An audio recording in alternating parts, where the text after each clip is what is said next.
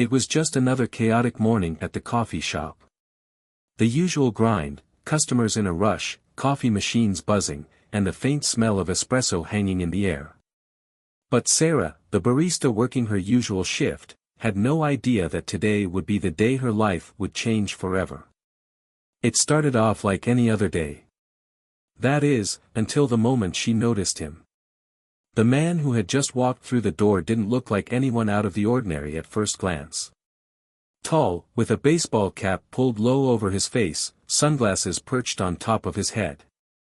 But there was something about the way the room fell silent as he stepped inside. The conversation around the cafe paused for a split second, long enough for Sarah to catch a glimpse of his familiar face. Leonardo DiCaprio? Her heart skipped a beat. No way. She must have been imagining things. But there he was, standing at the counter, his unmistakable blue eyes scanning the menu. She tried to keep her composure, even as her thoughts raced. Of course, celebrities came through all the time, but this was different. This was Leo. She quickly grabbed a cup and greeted him with the usual barista smile. "Hey, what can I get for you today?" He returned the smile, his voice low and relaxed. "I'll have a regular coffee. Black." Simple enough. But as Sarah turned to prepare the order, a cold shiver ran down her spine. There was something surreal about this moment. She knew she had to stay calm, keep it professional. After all, she'd been a barista for years, serving hundreds of customers every day, and celebrities were nothing new to the business. Or so she told herself. She couldn't help but glance at him again, just to make sure she wasn't imagining it. And when she did, she made the biggest mistake she could have possibly made. She looked away for just a split second too long and grabbed the wrong coffee. Instead of the black coffee he'd ordered, she poured a cappuccino into the cup. A puffy, frothy, milk-laden cappuccino. Panic hit her like a bolt of lightning. Her hands shook slightly as she turned back around and handed it to him. "There you go. One black coffee," she said, trying to mask her embarrassment with a smile. He paused, looking down at the cup for a moment. His smile faded just a little as he looked back up at her. This is a cappuccino, not black coffee," he said, raising an eyebrow. Right. Sorry about that. My mistake," Sarah said, flushing red. "I'll fix it for you right away." She started to turn, but he stopped her with a raised hand. "No problem. Actually," he said with a playful grin, "I'll take the cappuccino instead. Seems more fun anyway." Her heart was still racing, but she forced a laugh. He was taking it so well. It wasn't like other customers who would have snapped at her for messing up their order. This was Leonardo DiCaprio, one of the biggest stars in Hollywood, and he was being ridiculously chill about the whole thing. She quickly fixed the cappuccino and handed it back to him, this time feeling a lot more at ease. "You sure?" she asked, trying to hide the fact that she was practically melting under his gaze. "Yeah, I'm sure. Thanks." As he turned to walk toward a table by the window, Sarah felt a huge sigh of relief. It had all been so smooth, so simple, and she had made it through without causing a scene. But then, in that moment, she heard someone shout from across the room. "Hey, look! It's Leonardo DiCaprio." The whole cafe went wild. People immediately pulled out their phones, whispering to one another, snapping pictures, and trying to get a glimpse of him. Sarah could barely focus on the rest of her shift as the chaos around her grew louder. She felt herself shrink into the background, wondering if she had done something wrong. Sure, it was just a mix-up with the coffee, but had she just blown it? Was everyone staring at her? Before she could process the situation, the manager, Frank, appeared at her side, his face tight with concern. "Sarah, can you step into the back for a minute?" Her stomach sank. This wasn't good.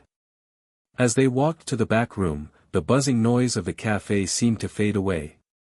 Frank's expression was unreadable, but Sarah had a feeling she knew what was coming. She hadn't worked here long, but she'd seen other baristas get into trouble for much less than this.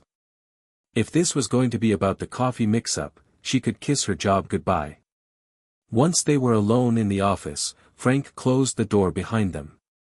"I don't know what happened out there, but we've got a problem," Frank said, pinching the bridge of his nose. "You served Leonardo DiCaprio the wrong coffee order." Sarah blinked, her mind reeling. "But, he said it was fine." "He didn't care." "Doesn't matter." "He's a big deal," Frank snapped, clearly annoyed. "It's not just about the coffee, it's about how it looks to everyone else. The people in the cafe, the photos, the viral moment." He trailed off, shaking his head. "You caused a scene. You're fired." Sarah stood there in shock. Her brain couldn't even process what he was saying. Fired? For a simple mistake? For giving a cappuccino instead of black coffee? There had to be some mistake. But it was an accident.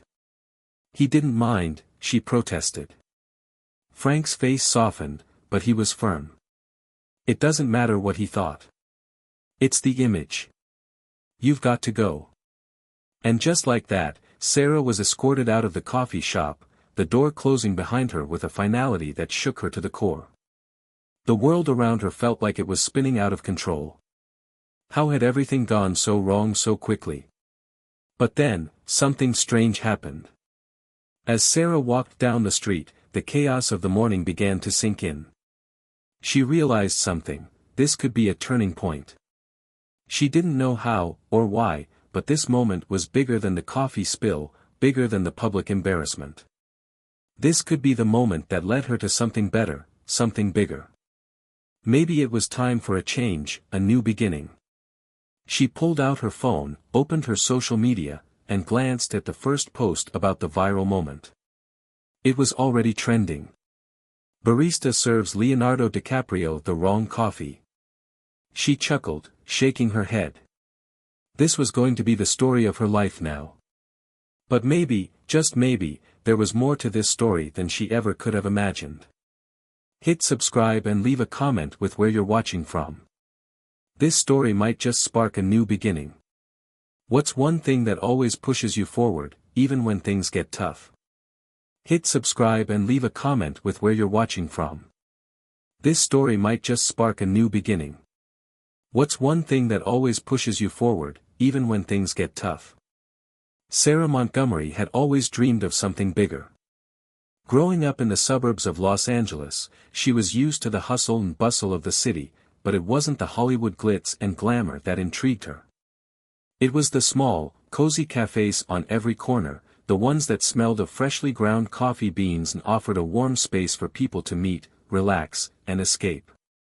Those were the places that had called to her, and ever since she was young, she had longed to open her own cafe someday.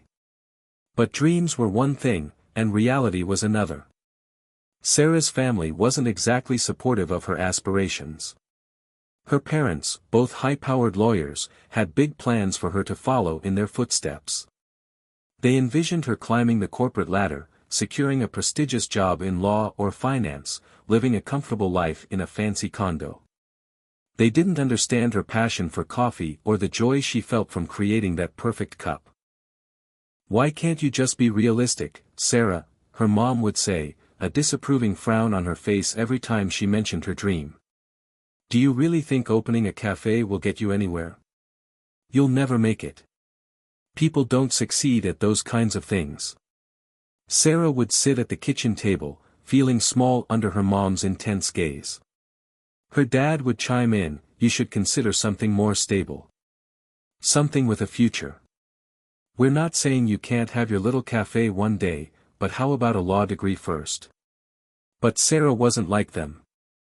She didn't want a stable future that consisted of endless meetings, paperwork, and arguing in courtrooms. She wanted to wake up every day with a sense of purpose, to be surrounded by the smell of brewing coffee and the sound of friendly chatter. She wanted to create a space for people to feel welcome, to make their days a little better with a simple cup of coffee. Her decision to take a part-time job at a local cafe was a quiet rebellion against her parents' wishes. It wasn't much, just a way to get by while she finished college, but it was hers. Every shift she worked, she honed her skills, perfected her lattes, and learned more about the business than any classroom could teach her. She loved talking to the regulars, hearing their stories, and seeing the same faces every day. There was something fulfilling about that, something that made her feel like she was part of something bigger. Then there was Jake. Jake was a regular at the coffee shop. He was a writer, scruffy hair, worn-out jeans, and a perpetual look of being lost in thought. Every morning, he sat at the same table by the window, sipping on a cappuccino and scribbling in his notebook. Sarah had always admired his dedication to his craft, but they'd only exchanged pleasantries until one day, when she slipped him the wrong order. "You look like you could use a coffee break," she had said, handing him a steaming cup of espresso instead of the usual cappuccino. Jake had laughed, and from there, a friendship began. He started coming into the cafe more often, always asking for her opinion on his latest writing projects. Sarah found herself opening up to him in ways she hadn't done with anyone else. She told him about her dreams of opening a cafe, about how she wished she could just take the leap and leave her family's expectations behind. "I think you could do it," Jake had said one afternoon as he stared at her over the rim of his mug. "You've got the passion, the vision. You just need to take that first step. Don't let anyone tell you what you can't do." His words stuck with her. Jake was one of the few people who believed in her dreams. And for the first time, she thought maybe, just maybe, she could make it happen. But despite Jake's encouragement, the weight of her family's expectations never fully lifted. She continued to study business management in college, trying to appease her parents while also working long hours at the cafe. The dual life she led left her exhausted, torn between pursuing her passion and meeting her family's demands. It seemed like no matter how hard she tried, she was always falling short in one area or another. Her mom's voice always echoed in her head, "You'll never make it." That was, until one fateful morning when Sarah's life took a sudden and unexpected turn. It was on that day, the same day she served Leonardo DiCaprio the wrong coffee order, that Sarah's world began to shift in ways she couldn't yet understand. The viral moment wasn't just about a celebrity mishap, it was about everything she had been pushing aside for years. It was the universe giving her a sign that perhaps, it was finally time to let go of the safety net her parents had built for her and take the risk she had been avoiding for so long. When Sarah got home that evening, her phone was blowing up. Notifications from social media, news outlets, and even her friends flooded her screen. The incident with Leonardo DiCaprio had gone viral. At first, she was mortified. Her stomach churned as she read the headlines. "Barista serves Leonardo DiCaprio the wrong coffee order, is this the most awkward moment in Hollywood history?" But as she read through the comments, she started to see something unexpected. There were people, thousands of people, who were sympathetic to her situation. They joked about the mix-up, sure, but there was an undercurrent of kindness in the comments. Some people even expressed admiration for the way she handled it. Then, an unexpected text appeared on her phone. It was from an unfamiliar number. The message simply read, "Hey, it's Leo. Sorry about the coffee mishap this morning. But don't worry, I'm not mad. In fact, I think you've got some serious potential. I'd like to talk to you. Let's meet up." At first, she thought it was a prank. But as the words sank in, Sarah's heart raced. Was this really happening? The next morning, she found herself standing in front of the same coffee shop, wondering if the past few days had all been some bizarre dream. But as she prepared herself for the meeting, she knew one thing for sure, this was the moment she had been waiting for. The first step toward the life she had always dreamed of, a life she could finally build on her own terms. The universe had given her a second chance. And she wasn't about to waste it. The following morning, Sarah found herself standing at the door of a sleek cafe in downtown Los Angeles. The place was tucked between towering buildings, its modern glass facade reflecting the bright morning sun. She was supposed to meet Leonardo DiCaprio here, at least, that's what the text from his phone number said. She had replayed the message over and over in her mind, each time more incredulous than the last. She had no idea what to expect. As she walked through the door, the barista behind the counter looked at her, recognizing the slightly disheveled woman who had become the talk of the internet overnight. "You're the one with the coffee mix-up, right?" the barista asked, grinning. Sarah nodded awkwardly. "Yeah, that's me." The barista handed her a coffee on the house. "Good luck today. Leo's a nice guy. Don't worry. He's here already." Her heart skipped a beat. She was standing in a cafe that was worlds away from the small coffee shop where she'd served Leo his wrong coffee, but in that moment, everything felt surreal. She tried to steady her nerves as she found a seat, waiting for him. Minutes passed, though they felt like hours. Her mind raced through 100 different scenarios. What if this was some sort of joke? What if this was all just an elaborate prank? After all, it wasn't every day that Leonardo DiCaprio invited someone to meet him after a viral coffee spill. Just as she began to lose herself in these thoughts, the door swung open. There he was. Leonardo DiCaprio, in the flesh. He looked every bit the star he was, dressed casually in a simple hoodie and jeans, his unshaven face showing signs of a long night. But his eyes, those iconic blue eyes, were as bright as ever, scanning the cafe until they landed on her. "Sarah, right?" he asked with a friendly smile, his voice deep and soothing. She stood up quickly, her mind spinning. "Yeah, that's me. I can't believe you're here. I mean, after everything." "No need to explain," he said with a chuckle, pulling up a chair across from her. "It was a mistake. Honestly, I think it's kind of funny. But I wanted to meet you in person. You seem like you've got something more going on than just the coffee mishap." His words, delivered with such ease, threw her off balance. For a brief second, she felt like just another person to him, a regular person who happened to make a mistake. But deep down, she knew it wasn't about the coffee at all. Something else was going on, and she wasn't sure if she was ready to face it. "So, what's this about?" she asked, trying to sound confident, though her voice wavered slightly. He leaned in slightly, his voice low. "I've been following your story for the past few days. I've read through the posts, watched some of the interviews. I think you've got potential, Sarah. You know, you've got this authenticity about you. Most people would have been embarrassed after something like that, but you handled it with grace. You were real." She blinked, taken aback. Was he complimenting her? Was this really happening? "I mean, I didn't really have much choice. It was a mistake, but I didn't want to make a bigger deal out of it. I just tried to keep it cool." "You did," he nodded, smiling. "And I respect that. But more than that, I think you've got a unique perspective, something that a lot of people in the coffee industry could benefit from. That's why I wanted to meet you." Sarah's brow furrowed in confusion. "Benefit from? How?" Leonardo leaned back in his chair, his eyes never leaving hers. "I've been working on a project, something that ties into the future of coffee, but also combines social impact and sustainability. And I think you could be a big part of it.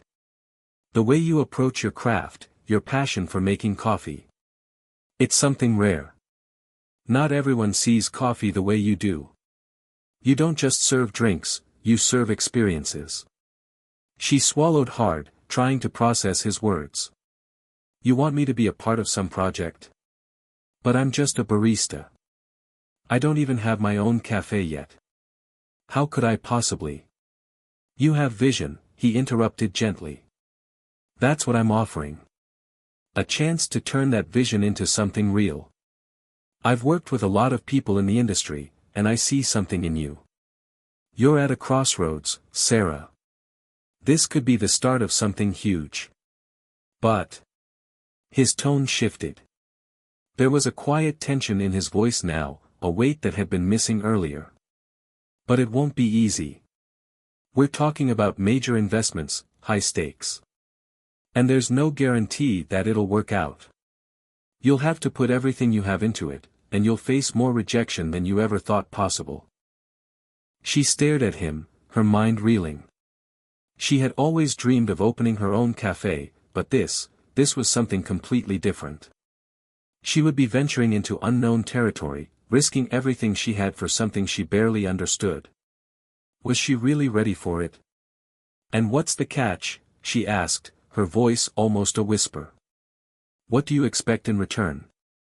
Leonardo's expression softened. It's not about money or fame. It's about making a real impact. We want to create a space that's more than just a cafe, it's a place where communities can come together, learn, and grow. You'll have creative control, but you'll also need to lead with a mission. It's bigger than just serving coffee. The weight of his words hung in the air, and for a moment, Sarah couldn't speak.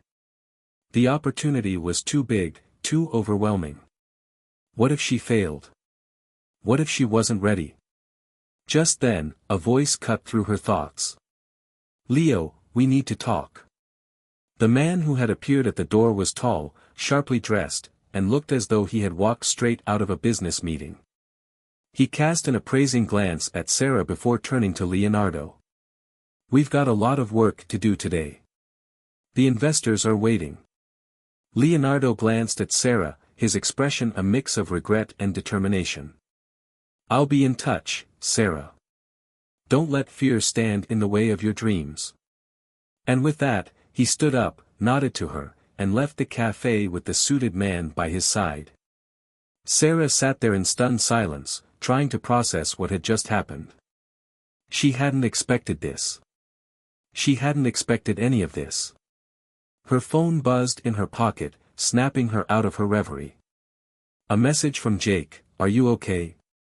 You've been quiet. What happened with Leo?" She stared at the message, then typed back, "I think I just got an offer I can't refuse, but I don't know if I'm ready." Jake's response was immediate, "You've always been ready, Sarah. Just trust yourself." Her fingers hovered over her phone for a moment before she finally typed back, her mind still swirling with uncertainty, "I guess we'll see." The next few days felt like a blur. Sarah couldn't stop replaying her meeting with Leonardo DiCaprio over and over in her head. It wasn't just his words that stuck with her, it was the possibility. The idea that she could build something greater than she had ever imagined had planted a seed in her mind. But the more she thought about it, the more the weight of the decision started to press down on her. Jake noticed something was off when he saw her at the coffee shop a few days later. He raised an eyebrow as he approached her, the usual smile on his face replaced with a look of concern. "You've been quiet," he remarked, taking a seat across from her. "What's going on?" Sarah looked up, her expression distant. She hadn't been able to sleep well the past few nights, constantly tossing and turning with the swirling thoughts in her mind. "It's everything. Leo's offer, it's huge, Jake. It's bigger than anything I ever thought possible. But I don't know. I don't even know if I'm qualified for something like that. I don't want to fail." Jake gave a soft chuckle, leaning back in his chair. "Sarah, when have you ever let fear stop you? You didn't even hesitate to start working here, even when you knew your parents didn't approve. You've always taken risks. This is just another one." She shook her head. "This isn't like anything I've done before. This is the real deal. We're talking about investors, about a nationwide project. If I screw this up, it's not just me who will suffer." Jake's eyes softened. "But think about everything you've learned already. You've been working at coffee shops your whole life. You've seen the ins and outs. You know what works, what doesn't. And you've always dreamed of opening your own place. This is just the next step. It's scary, sure, but it's also exciting." Her heart raced at his words. Was he right? Could she really do this? I don't even know where to start, Sarah admitted, her voice dropping to a whisper. Jake leaned in, his expression serious. Start with what you know. You don't have to figure out everything right now. Take it step by step. You've already got the passion and the drive. That's more than most people have when they start something. And trust me, you'll figure out the rest as you go. Just don't be afraid to take the first step. His words lingered in her mind as she left the coffee shop that afternoon. The world felt heavy, full of choices that could change her life in ways she couldn't even predict. What if she took the leap and it all fell apart? What if she failed miserably, proving her parents right after all? But then again, what if it worked? What if this was the moment she had been waiting for? The moment that turned her dreams into reality. She walked home slowly, trying to sort through the mess of thoughts swirling in her head. When she finally got inside her apartment, she slumped down onto the couch, her phone buzzing with new messages. Among the many notifications, one stood out, a text from Leonardo DiCaprio's assistant.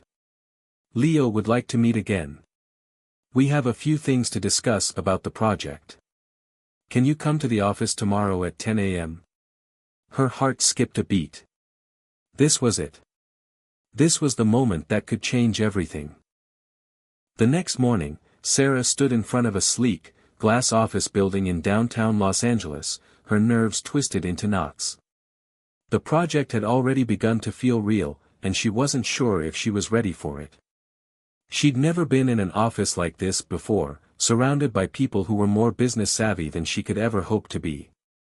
But she had to admit, she was excited. Deep down, she knew that this was the opportunity of a lifetime. The receptionist at the front desk led her to a spacious conference room. The room was bathed in sunlight, with large windows that overlooked the city. It was modern and minimalistic, yet luxurious in its simplicity. And then, standing at the head of the table, was Leonardo DiCaprio. Sarah, glad you could make it, he said with a warm smile as he rose to greet her. He gestured to the seat across from him. Please, sit. We've got a lot to discuss. As she took a seat, she couldn't help but feel a little overwhelmed. He had the air of someone who had seen and done it all. His calm demeanor put her at ease, but the seriousness of the situation settled into her chest like a weight. So, let's get down to it, he said, opening a folder on the table. I've got some ideas for the project. But before we get into all the details, I want to know what you think. What's your vision? What do you want this cafe to be? The question caught Sarah off guard. She had thought about it for years, her dream of a community-driven cafe where people could come together, connect, and feel at home. But now that she had the chance to make it real, it seemed almost too big to articulate. I want it to be more than just a coffee shop, she began slowly. I want it to be a place where people feel like they belong, no matter who they are. I want it to be about more than just serving coffee. I want to create a space where people can connect over the simple act of sharing a cup of coffee, where they can find inspiration, maybe even change their lives a little. Leo nodded thoughtfully, clearly impressed. I like that. That's exactly what we need. We're talking about creating a brand here, but we want it to be genuine. No corporate feel. No cookie-cutter experience. We want it to be authentic, just like you. Sarah's confidence grew with every word. Maybe she wasn't as lost as she had thought. Maybe, just maybe, this was her moment to shine. We'll be working with a team of investors, some big names in the coffee industry, and we've already got a few locations in mind, Leo continued. But this is your show, Sarah. We need your vision to guide us. We need you to make this work. Sarah took a deep breath, her mind racing with the possibilities. The stakes were high, and there was no turning back. But the more she thought about it, the more she realized she was ready. Ready to take the plunge, ready to lead, ready to make her dream a reality. Leo smiled at her, sensing the shift in her demeanor. I can see it now. You've got the fire in you, Sarah. We're going to make something great together. In that moment, everything changed. Sarah wasn't just a barista anymore. She wasn't just a small-town girl dreaming of a cafe.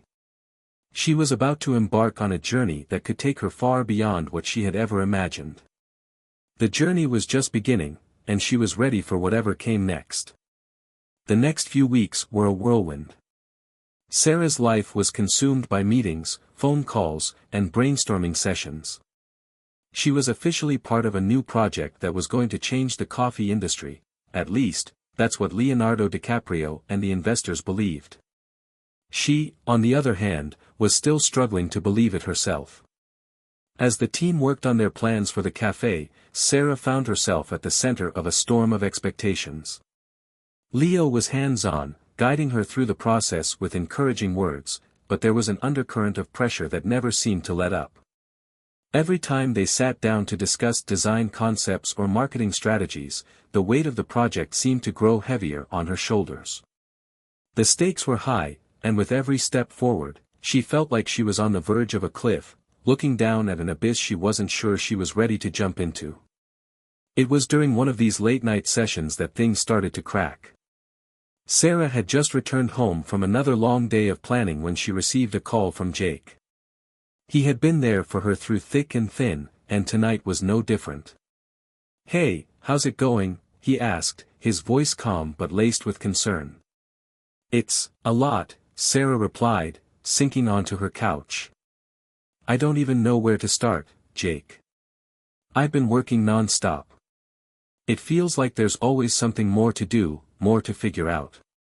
It's like no matter how much I give, it's never enough." Jake paused, and she could almost hear him thinking. "Are you happy?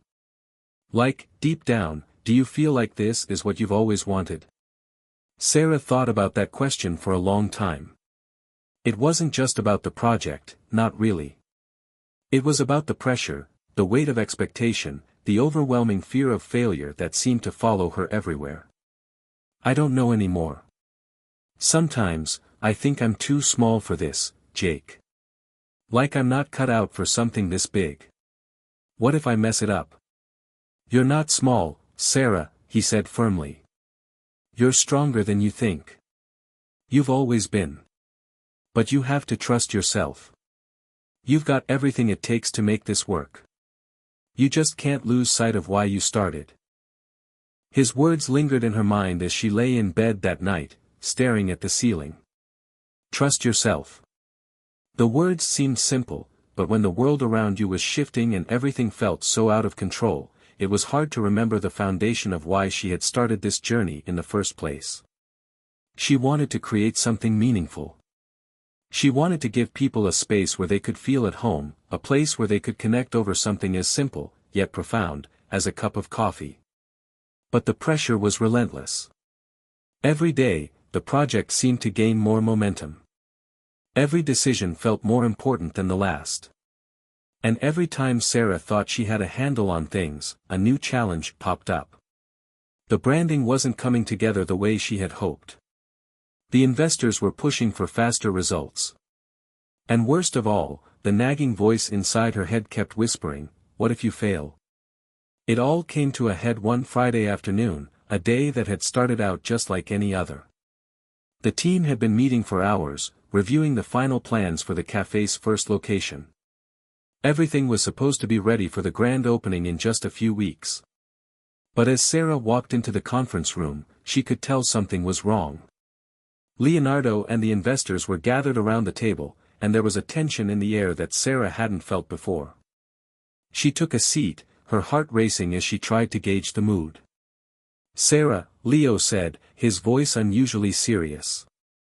"We've hit a bit of a roadblock with the design. The investors are pushing for a more commercial look, something that's more in line with what's popular right now. They think it'll attract more customers, but it's not what we talked about. I wanted something different. Something unique." Sarah's stomach sank. She could feel the weight of his words pressing down on her. The project had always been about authenticity, about creating something real, something that people could connect to. But now it seemed like the dream she had been working toward was slipping through her fingers. "We can't compromise on this," she said, her voice trembling slightly. "This is supposed to be about more than just business. It's about community. We're supposed to be building something that makes a difference. Not just another chain." There was a moment of silence before one of the investors spoke up.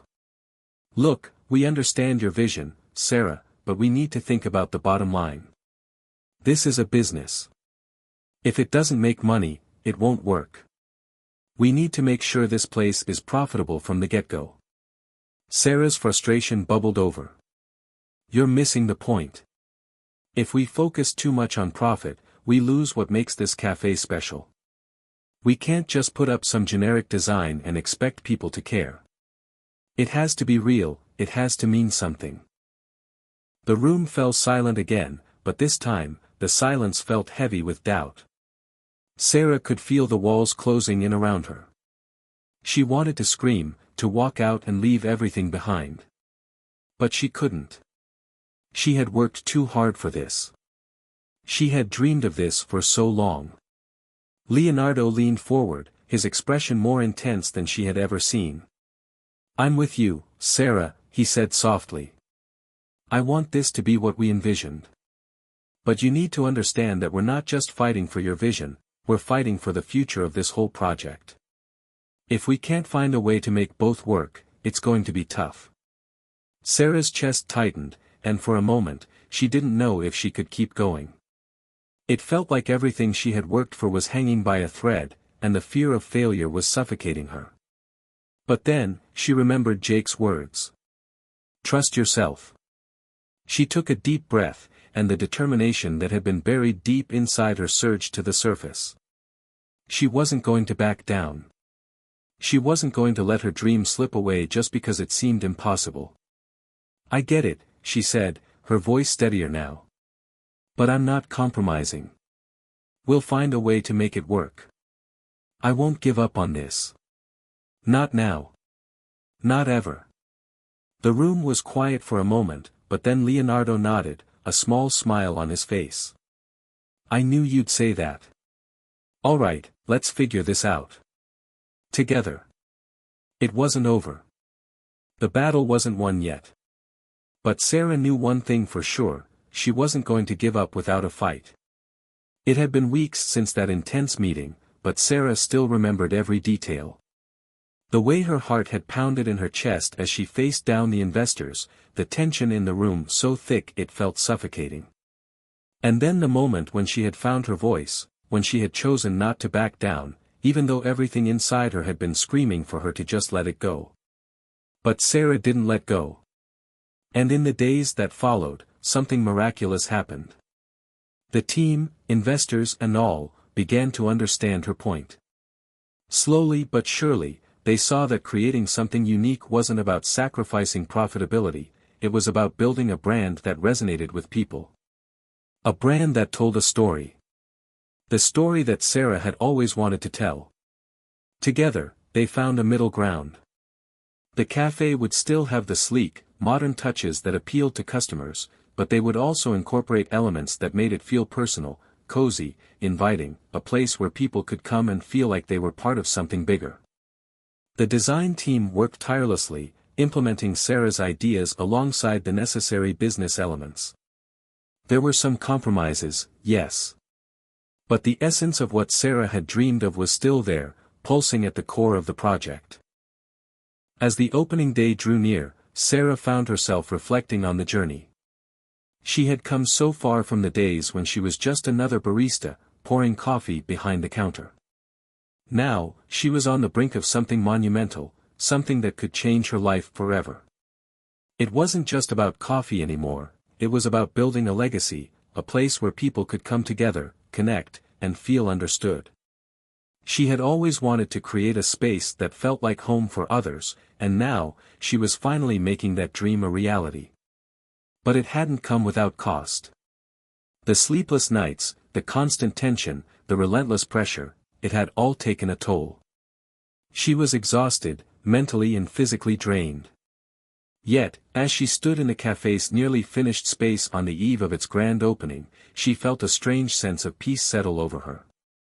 She had done it. She had fought for her vision, and now, she was going to see it come to life. That night, as she walked through the empty cafe, she couldn't help but feel a wave of gratitude. There were still obstacles to overcome, still challenges ahead, but she had made it this far. She had proven to herself that she was capable of more than she had ever thought possible. "Hey," Jake's voice broke her thoughts, and she turned to see him standing in the doorway, a smile on his face. "You okay?" Sarah smiled back at him. "I think so. It's surreal, you know. This whole journey. I'm not sure it's really hit me yet." He stepped into the cafe, glancing around. "It's incredible. You've really done it, Sarah. You should be proud of yourself." "I am," she said, her voice quiet but full of conviction. "But it wasn't just me. It was all of us. The team, the investors, and you. You've been here every step of the way, supporting me even when I doubted myself. I couldn't have done it without you." Jake's expression softened, and he walked over to her, placing a hand on her shoulder. "You've always had it in you, Sarah. You just needed to see it yourself." She nodded, her heart full. "I'm starting to see it now.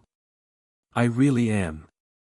As the night wore on, Sarah felt a sense of calm wash over her. The future was still uncertain, there would be challenges, no doubt, but for the first time in a long while, she felt ready. Ready to take on whatever came next. Ready to face the world with her head held high and the knowledge that she was capable of more than she had ever imagined. The next morning, the cafe opened its doors to a bustling crowd. The line stretched out the door, and Sarah could hardly believe her eyes. People had come to see what all the hype was about, to experience the cafe that had been months in the making. They came for the coffee, sure, but what they really came for was the feeling, the sense of belonging that Sarah had wanted to create from the very beginning. As she stood behind the counter, serving customers, she saw their reactions. The smiles. The laughter. The way people lingered, talking with friends, enjoying the space, soaking in the atmosphere. This was what she had fought for. This was the heart of her dream coming to life. By the end of the day, Sarah was exhausted but exhilarated. She had survived the emotional roller coaster of the past few months, and now, she was standing at the beginning of something new. The grand opening had been a success beyond her wildest expectations. The cafe was full, the customers happy, and the future felt bright. Jake walked over to her as the last customer left, and he grinned. "You did it." "I think we did it," Sarah corrected, smiling back at him. "Well," Jake said, stretching his arms, "I guess you can take a breather now, huh?" She chuckled. "Not quite yet. There's still work to be done. But I'm starting to think we're on the right track." As they looked around the cafe together, Sarah realized something important. This wasn't just the beginning of a business, it was the beginning of her new life. She had started from nothing, from being a barista with a dream, and now, she was standing in the middle of a place that reflected everything she had worked so hard for. The journey wasn't over. But at that moment, Sarah knew that no matter what challenges lay ahead, she had everything she needed to face them. And that was enough. The days following the cafe's opening were a blur of customers, conversations, and endless cups of coffee. Sarah had thought the hard part was over, but she quickly realized that running a business was just as demanding as the creative process had been. The challenges weren't gone, if anything, they were just getting started. As the months went on, the cafe became a staple in the neighborhood. It wasn't just a place to get your morning caffeine fix, it was a community hub. People came in to work, meet friends, or simply relax. It had a charm that Sarah had always dreamed of creating, a warmth that made people feel welcome, like they were part of something special. But with success came new pressures. The investors had noticed the cafe's rising popularity and were eager to expand. They had already discussed opening a second location, but Sarah wasn't sure if she was ready for that. The idea of growing too quickly, of stretching herself too thin, made her uneasy. One night, as Sarah sat at the bar after closing, her mind was racing. She needed to decide what the next step was. Was she ready for more responsibility? Could she handle running multiple locations while maintaining the quality and spirit of the original cafe? "Hey, you alright?" Jake's voice broke through her thoughts. She looked up to see him standing in the doorway, concern written all over his face. "I don't know," she admitted, rubbing her temples. "I just feel like I'm drowning in decisions. The cafe's been a success, but now there's talk of expanding, and I'm not sure if I'm ready for all that. I don't want to lose what we've built here." Jake took a seat next to her. "You're not going to lose it, Sarah. But you do have to think about what you want. Do you want to keep it small and personal, or do you want to grow it into something bigger?" Sarah sighed. "I want to keep the heart of it. But I also don't want to stay stagnant. I just don't know if I can balance both." He leaned back in his chair, thinking for a moment before responding. "You don't have to do it alone. You've got a team now, people who believe in what you're doing. And if you're going to grow, you need to trust them to help you carry the weight." Her heart warmed at his words. "You're right," she said softly. "But it's hard to let go. I've spent so much time building this, and the thought of it changing scares me." "It's not about letting go completely," Jake said. "It's about letting others help carry the load so that you can focus on what matters most, the vision. You've got the vision. That's what people believe in." She looked at him, feeling a sense of clarity wash over her. She had worked hard for this. She had built something special, and now it was time to share that with more people. But she also knew that she couldn't do it alone. It was time to trust her team, trust her instincts, and take the next step. "Thanks, Jake," she said, her voice filled with gratitude. "I think I needed to hear that." "Anytime," he replied, smiling. As she walked home that night, Sarah reflected on everything she had accomplished. She had come so far from the barista who had once dreamed of creating a place where people could feel at home. Now, she was a business owner, a creator, and someone who had built a community that mattered. It wasn't perfect, and there were still plenty of challenges ahead, but Sarah knew one thing for sure: she was ready for whatever came next. A few days later, Sarah met with the investors to discuss the expansion plans. It wasn't an easy conversation. She had to push back on a few of their ideas, reminding them of what made the original cafe special. But in the end, they all agreed on a plan that would allow for growth without sacrificing the essence of the cafe. The second location would be smaller, more intimate, and closer to the original concept. It would have the same welcoming vibe, the same focus on quality, and the same commitment to community. Sarah felt a sense of relief as the decision was made. She didn't have to compromise what she had built, she just had to share it with more people. The following months were a whirlwind of construction, hiring, and training. Sarah spent her days at the original cafe, overseeing the new location's progress, and ensuring that everything was set up just the way she envisioned. It was hard work, but it was worth it. When the second cafe finally opened, Sarah couldn't help but feel a sense of pride. It was exactly what she had wanted, another place where people could connect over a cup of coffee, feel at home, and know they were part of something real. As she stood in the new cafe on opening day, watching the customers come in and take in their surroundings, Sarah couldn't help but smile. This was it. This was the beginning of something even bigger than she had ever imagined. The journey was far from over, but Sarah had learned something important. She had learned that growth didn't mean losing the heart of what she had built. It meant sharing it with others, trusting her team, and finding balance between her dreams and reality. She had built something worth fighting for. And now, she was ready to take it further than she had ever dreamed. The days after the grand opening of the second cafe felt like a blur. There were still kinks to work out, schedules to finalize, inventory to adjust, and, of course, the ever-present task of maintaining quality and consistency. But despite the chaos, Sarah felt a sense of accomplishment. The two cafes were up and running, and each day brought new opportunities to improve, to refine, and to grow. However, as the weeks went by, Sarah began to notice something that nagged at her. The energy she had once had was slowly starting to fade. The constant pressure of managing two cafes, the never-ending cycle of meetings, phone calls, and decisions, it was beginning to take its toll. She had always prided herself on being the one to do it all, but now, as the demands piled up, she realized she couldn't keep going at this pace. It was a Tuesday afternoon when Sarah sat down at her desk, staring at the stack of paperwork in front of her. Her mind was a fog of exhaustion. She'd been running on fumes for weeks now, and it was starting to show. She could barely remember the last time she'd had a full day off, or the last time she'd spent any real time with her friends or family. All she could think about was the next task, the next challenge, the next deadline.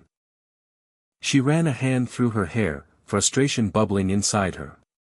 How had it gotten this bad? She had built this cafe because she wanted to create something meaningful, something that would make a difference. But now, it felt like she was just trying to survive, not thrive. "Hey, everything okay?" Jake's voice broke through her thoughts, and she looked up to find him standing in the doorway, looking concerned. Sarah sighed, pushing the papers aside. "I don't know. I feel like I'm drowning, Jake. Between the two cafes and all the decisions I have to make, I don't even know where to start anymore. I thought I could handle it, but now I'm not so sure." Jake walked into the office and sat across from her. "You don't have to do it all alone, you know." "I know," Sarah replied quietly. "But it's hard to let go. I've always been the one who's had to do everything. I'm just scared that if I let someone else take the reins, it'll all fall apart." "You've built something amazing, Sarah," Jake said, his voice steady. "You've shown that you can create something people believe in. And just because you can't do everything doesn't mean it's going to fall apart. It just means it's time to trust your team more." She looked at him, feeling a weight lift off her shoulders. "I don't want to fail. I don't want to disappoint anyone. But I'm starting to feel like I'm losing control." Jake gave her a reassuring smile. "You're not losing control. You're letting go of some of it. And that's okay. You've got people around you who care about this as much as you do. You just have to let them help." For the first time in weeks, Sarah felt a spark of hope.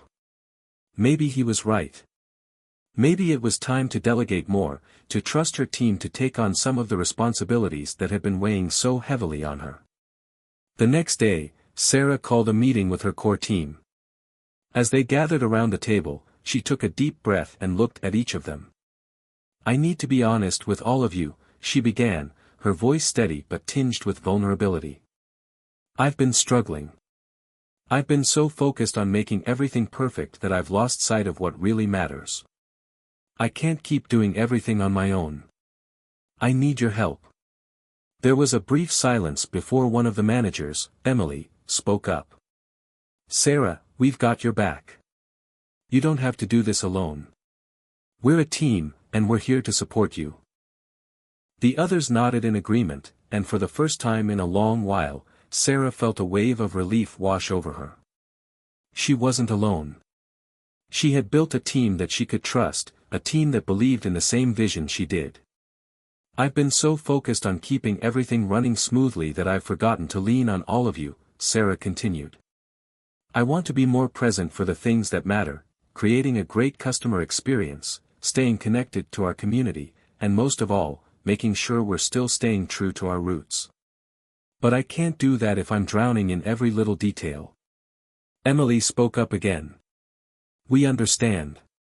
We'll take on more of the day-to-day stuff, and you can focus on the bigger picture. We're all in this together, Sarah." Sarah smiled, feeling a wave of gratitude. "Thank you. I needed to hear that. I think I've just been so scared of losing control that I forgot what really matters. Over the next few weeks, Sarah slowly began to let go of some of the responsibilities that had been overwhelming her. She delegated tasks to Emily, Jake, and the other managers, trusting them to handle things while she focused on the creative aspects of the cafe. It wasn't easy, but with each passing day, Sarah found herself feeling lighter, more energized. She also started to make time for herself again. She spent evenings with friends, taking walks in the park, and even rediscovered her love for reading. It was a small thing, but it made a huge difference. She remembered why she had started this journey in the first place, to create something meaningful, something that brought people together. And she realized that she couldn't do that if she didn't take care of herself. The cafe continued to thrive. The second location was doing well, and the original cafe was as busy as ever. People were still talking about the community atmosphere, the quality of the coffee, and the warmth that made the cafe feel like home. Sarah had found the balance she had been searching for, and with her team by her side, she knew that the cafe's future was brighter than ever. One evening, as Sarah stood behind the counter, serving a cup of coffee to a regular customer, she felt a sense of peace settle over her. This was what she had worked for. This was the life she had dreamed of. And with the road ahead still full of possibilities, Sarah was ready for whatever came next. As the cafe continued to flourish, Sarah began to feel a sense of pride that was hard to put into words. She had built something truly special, a place where people came not just for coffee, but for connection. The community had embraced the cafes wholeheartedly, and the customers' loyalty was something Sarah never took for granted. But, as always, success brought new challenges. One Tuesday morning, Sarah was sitting in her office at the original cafe, going over inventory reports and planning for the week, when her phone buzzed. She glanced at the screen to see a message from Jake. "Hey, I think you should come down to the second cafe. There's a situation we need to talk about." Her stomach tightened. The tone of his message was serious. Without hesitating, she grabbed her jacket and headed out the door. When Sarah arrived at the second cafe, she found Jake waiting for her outside, his arms crossed, looking troubled. "What's going on?" she asked, anxiety creeping into her voice. "It's the staff," Jake began, leading her inside. "We've had a few complaints. Several customers have mentioned issues with the quality of service lately. Some people said the vibe just isn't the same anymore, that it feels rushed, impersonal." Sarah's heart sank. The second cafe had been doing so well, and she had worked so hard to maintain the same level of care and attention that made the original cafe so special. The thought that things were slipping through the cracks was a blow she hadn't expected. "What happened?" she asked, her voice steady but filled with concern. Jake led her to the back office, where Emily, the manager at the second cafe, was already waiting. She looked just as stressed as Jake. "Sarah," Emily began, looking apologetic, "I think we've been so focused on maintaining our pace and keeping up with the growth that we've missed a few important details. Some of the staff aren't connecting with the customers like we used to. There's a disconnect, and it's affecting the atmosphere." Sarah took a deep breath, trying to process everything. "I never wanted this place to just be another coffee shop. I wanted it to be an extension of what we've built, an environment where people feel like they're walking into something special. How did we let that slip?" Emily hesitated, her eyes filled with guilt. "We've been understaffed, and some of the newer employees don't fully grasp what makes the cafe different. I think the rush has started to get to us." Jake nodded. "It's not anyone's fault, really. But we need to fix this before it gets worse." Sarah felt a wave of frustration but knew that blaming anyone wasn't going to solve anything. She had to act quickly if they were going to turn this around. "Okay," she said after a pause, "here's what we're going to do. First, we need to address the team. We have to make sure everyone understands the vision and culture we're trying to maintain. We'll schedule a training day to get everyone on the same page, and I'll personally talk to the new staff to make sure they understand what makes this place special." Emily nodded. That sounds like a good plan. We've got a great team, but we need to bring everyone back to what we're all about. And we'll do it together, Jake added. We've got to re-establish the environment we created. Let's take a step back and look at what's really important. The next few days were a blur of planning, meetings, and retraining. Sarah and her team worked tirelessly to get everyone on the same page. They revisited the cafe's mission, went over the importance of customer experience, and emphasized the sense of community that had always been at the heart of their success. On the day of the training, Sarah stood in front of the staff at the second cafe, feeling a renewed sense of purpose. It was time to reinvigorate the team and get them back to the basics. We've built something incredible here, Sarah said, her voice steady. But it's easy to lose sight of what made us great in the first place. We're not just serving coffee, we're creating an experience for our customers. Every cup, every interaction, every moment matters. And that's what makes us different. The staff listened intently, some nodding in agreement. Sarah could see the determination in their eyes, and she felt a glimmer of hope. This was why she had started the cafe in the first place, to make a difference, to connect with people in a meaningful way. It wasn't about the size of the operation or the number of cafes they had, it was about the people and the relationships they built. After the training, things started to improve. The staff regained their focus, and the atmosphere at the second cafe began to feel more like the original one. Customers noticed the difference, and the reviews started to turn around.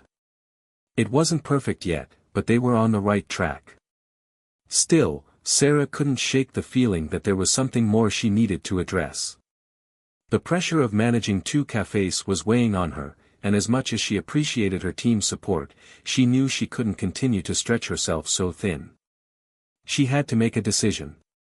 One evening, after closing the cafe, Sarah sat down with Jake at the bar. He could see the concern on her face before she even spoke. Jake, she started, I've been thinking. This whole expansion. I'm not sure if I can keep doing both cafes. I want to make sure we're giving both the attention they deserve, but I'm starting to feel like I'm not enough. Jake looked at her thoughtfully. You've done so much, Sarah. But you've got to take care of yourself, too. Maybe it's time to look at bringing in a more experienced manager for one of the locations, someone who can take on some of the burden. I don't know, Sarah said, unsure. It feels like I'm giving up if I do that. You're not giving up, Jake said firmly. You're growing. And sometimes growth means allowing others to step in. You've built something amazing. Let's keep it going. It was the first time Sarah truly considered the idea of hiring someone to take over part of the operations. It wasn't an easy decision, but she knew deep down it might be the right one.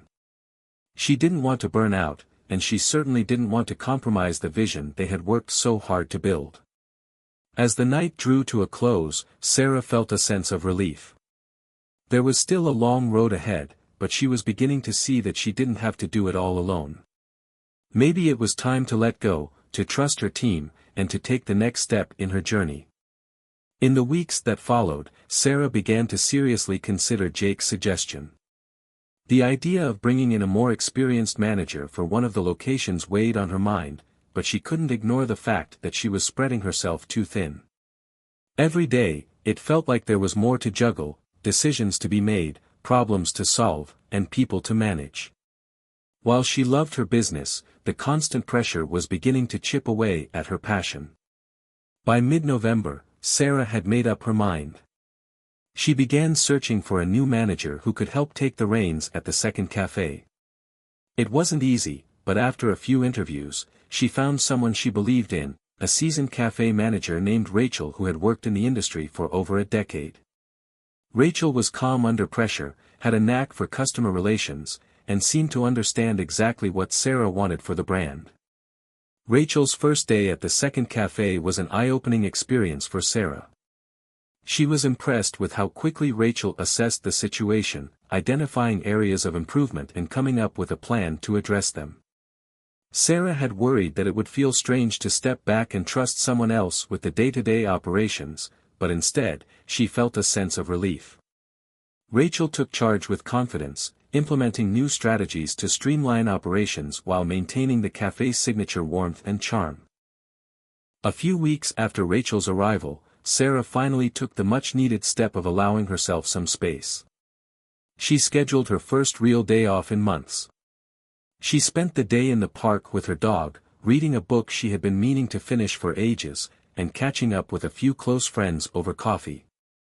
It felt strange at first, like she was doing something wrong by stepping away, but the time off gave her the perspective she needed. She had spent so much time building the cafe, but she had forgotten to take care of herself. That was a lesson she couldn't ignore any longer.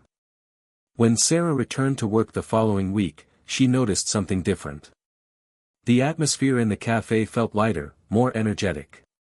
The staff seemed more engaged, the customers were smiling more, and the entire space had a renewed sense of joy. Rachel had already made her mark, but more importantly, Sarah realized that she had found the balance she had been desperately seeking. Her team had taken on more responsibility, and she had found the courage to let go, trusting them to handle what she couldn't.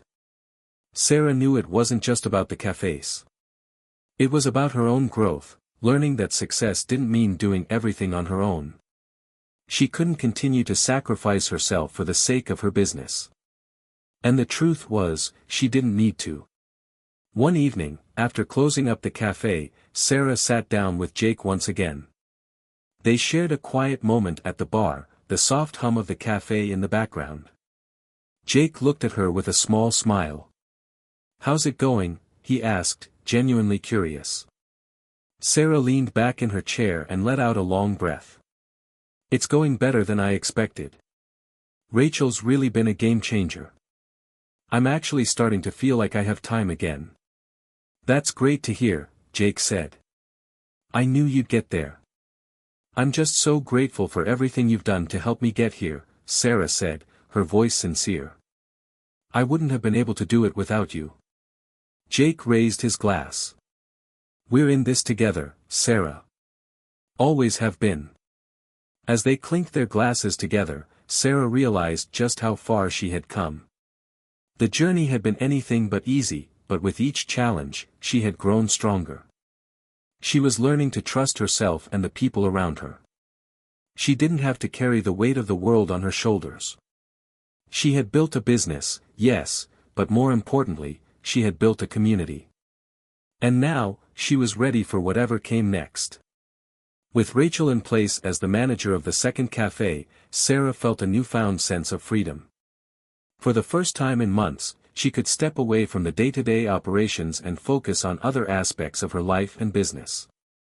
It was a rare opportunity to breathe, and she made the most of it, catching up on long-overdue personal projects and even rekindling friendships that had been put on hold.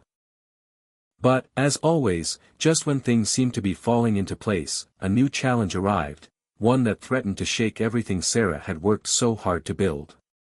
It began with an email, a simple subject line that read, "Urgent, potential property issue." Sarah's heart sank as she clicked open the message. It was from her landlord for the original cafe, the one where it all began. She had never had any issues with the property before, but this email was different. "Dear Sarah, we are writing to inform you that there have been some concerns raised regarding the condition of the building. Specifically, the structure of the building has been assessed by our maintenance team, and they found issues that could require significant repairs. The estimate for these repairs could exceed $50,000. We need to discuss your options moving forward. Please get in touch as soon as possible to arrange a meeting. Best regards. Henry Davis, Property Manager." Sarah's pulse quickened. A structural problem? A $50,000 repair bill? Her stomach twisted at the thought of how this might affect everything she had worked for. If the cafe had to close for repairs, even temporarily, it could cost her both financially and in terms of customer loyalty. She immediately picked up the phone and called the property manager. "Hi, Henry, it's Sarah from the cafe. I just received your email. What exactly are we looking at here? She asked, trying to keep her voice steady. There are some issues with the foundation and plumbing, Henry explained, his tone matter-of-fact. Nothing catastrophic yet, but if left unchecked, it could get worse. We're talking about an extensive renovation that will likely involve a lot of downtime. Sarah's mind raced as she processed the news. How long are we talking about? And is there any way to avoid closing? It'll depend on how soon we can schedule the repairs, but I'd estimate it could take a few months to get everything sorted out. You'll need to budget for the repairs, as it'll be your responsibility to cover the costs. A few months? That was the last thing Sarah needed. She had just found her balance between the two cafes, and now, everything could come to a screeching halt. I understand, Sarah said, her voice tight. I'll need to come by and see the space for myself. Can we set up a meeting to go over the details? Of course, Henry replied. I'll have someone meet you there tomorrow. After hanging up, Sarah sat at her desk, staring at the phone. She felt a surge of panic, but she quickly pushed it aside. This was just another obstacle, one more hurdle she had to face. It wasn't the end of the world. She had built something strong, and she wasn't about to let it all fall apart over a building issue. That night, Sarah met with Jake to discuss the situation. They're saying the repairs could take months. I don't know how we're going to manage that, Sarah confessed, rubbing her temples in frustration. Jake leaned back in his chair, thinking for a moment. Well, it's not like we can just stop everything. We'll need to find a way to keep things running smoothly while they work on it. Exactly. And the repairs are going to cost a fortune. I don't even know where to begin with that. Jake gave her a reassuring smile. We've been through tough times before, Sarah. We'll get through this too. Let's look at the options. Maybe we can find a way to minimize the downtime, or look into financing to help cover the costs. Maybe, Sarah said, still feeling the weight of the situation. But deep down, she knew that Jake was right. She had faced bigger challenges in the past, starting the cafe, expanding to the second location, dealing with staffing issues. This was just one more obstacle in a long line of them. The next day, Sarah met with the property manager and his team. They walked through the cafe, pointing out areas of concern, cracks in the walls, a shaky foundation, and pipes that were showing signs of wear. It was clear that the repairs were extensive, but Sarah was determined to find a way to minimize the disruption. After a long meeting, they came up with a plan. The repairs would be split into phases, allowing the cafe to remain open during the process, though there would be some areas cordoned off for safety. Sarah agreed to take on the full cost of the repairs, but she was able to negotiate a payment plan that would help spread out the financial burden. As the repairs began, Sarah and her team made adjustments to keep the cafe running smoothly. They had to temporarily relocate some of the equipment and work with limited space, but they did it. The customers, while inconvenienced by the construction, remained loyal. Sarah had built a strong community, and they were willing to weather the storm with her. It wasn't easy, but as the weeks passed, Sarah began to see the light at the end of the tunnel. The repairs were slow but steady, and the cafe had managed to stay open with minimal disruptions. She had learned another valuable lesson: no matter how prepared you are, sometimes things don't go according to plan. But with determination, support, and a little bit of flexibility, it was always possible to find a way through. By the time the repairs were completed, Sarah had not only survived the challenge but had come out stronger. She had learned how to manage unforeseen obstacles, how to lean on her team for support, and how to keep moving forward, even when things seemed uncertain. Hit subscribe and leave a comment with where you're watching from. This story might just spark a new beginning. What's one thing that always pushes you forward, even when things get tough? As the repairs to the original cafe wrapped up, Sarah couldn't help but reflect on the journey she had been on. From the moment she opened the doors of her first cafe, it felt like she had been running at full speed, constantly tackling one problem after another. And yet, despite all the obstacles, she had come so far. The original cafe was back to its charming, welcoming self. The renovations had taken longer than expected, but the space was fresh and sturdy. The customers who had been so patient during the construction returned, eager to support their favorite spot. Sarah was relieved and proud, but there was still something gnawing at her, a sense of unease she couldn't shake. It was the second cafe. While Sarah had handed over most of the day-to-day management to Rachel, she couldn't help but feel disconnected. She had invested so much in the first cafe, it had become like a part of her. But with the second location, something was different. It wasn't the same. It hadn't yet formed the kind of bond that she had with the original. One afternoon, Sarah found herself sitting at the second cafe, sipping coffee by the window. Rachel had the shift today, and the cafe was running smoothly. There was a comfortable hum of conversation, the sound of the espresso machine steaming milk, and the occasional clink of a cup being set down. Sarah watched as Rachel moved behind the counter, chatting with customers, managing the flow of orders, and keeping the team motivated. She was impressed, but something felt off. The cafe wasn't quite home yet. It felt like a business, not a space that people truly connected with. As Sarah stared out the window, her phone buzzed with a text from Jake, "We need to talk." "Got a minute?" She frowned. Jake always had a way of knowing when something was on her mind. Without hesitation, she grabbed her things and headed to the cafe where Jake was working, his favorite cozy corner of the city. When she arrived, Jake was already sitting at their usual table, a cup of coffee in front of him. His expression was serious, but kind, like he was ready for a deep conversation. "Hey, what's up?" Sarah asked, taking a seat across from him.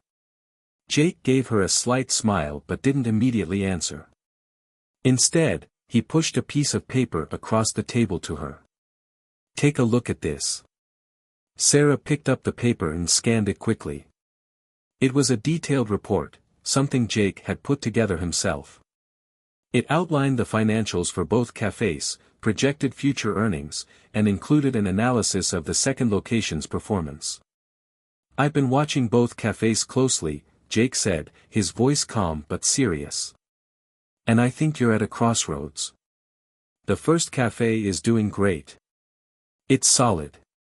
But the second one," he trailed off, letting the silence fill the space. Sarah glanced back at the numbers. The second cafe had been profitable, but the growth was slower than she had anticipated.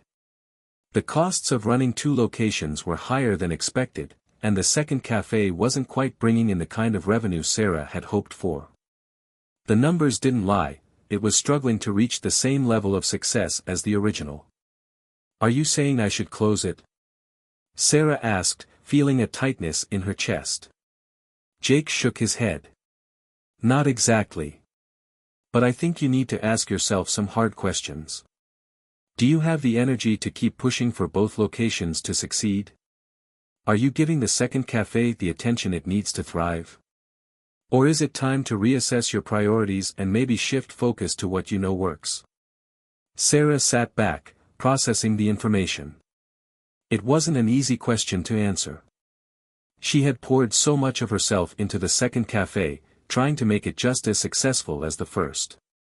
But now that the novelty had worn off, she wasn't sure it was worth continuing the same path. "You're right," Sarah admitted, her voice soft.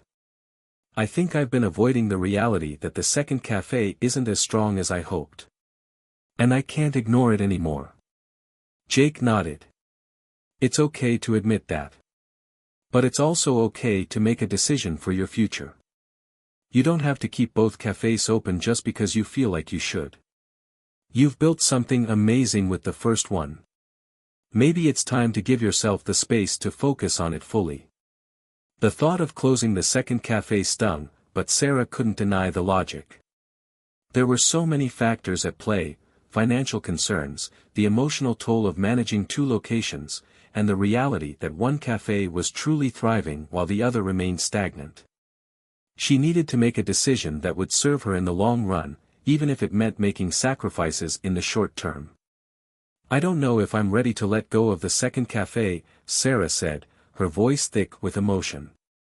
"But I do know that I'm stretched too thin. And I can't keep doing this at the expense of my well-being." Jake reached across the table and took her hand in his. "Whatever you decide, you don't have to do it alone. I'll be here to help you every step of the way. You've built something incredible, and there's no shame in taking a step back to make sure it thrives." Sarah squeezed his hand, a sense of relief washing over her. She wasn't alone in this. The next few days were filled with reflection and tough conversations. Sarah met with Rachel, explaining the situation and getting her feedback. Rachel, ever the professional, supported Sarah's decision to make the best choice for both her business and her peace of mind. Together, they discussed possible options, whether it was selling the second cafe, transitioning it to a smaller, more manageable space, or scaling back operations. By the end of the week, Sarah had made a decision. She would focus on the original cafe, the one she knew inside and out, the one that had always been her heart and soul. The second cafe would close, and she would give herself permission to step back and breathe. It wasn't easy. Letting go of the second cafe felt like a failure, but Sarah quickly realized that sometimes, letting go was the key to moving forward. The decision to close the second cafe was not one Sarah took lightly. The thought of walking away from something she had worked so hard to build was painful, but deep down, she knew it was the right choice. It wasn't a failure, it was a necessary step for her to focus on what mattered most, the original cafe and her well-being. The closure process wasn't quick.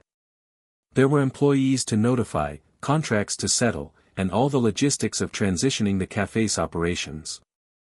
Rachel, who had stepped in as the manager of the second location, was incredibly supportive.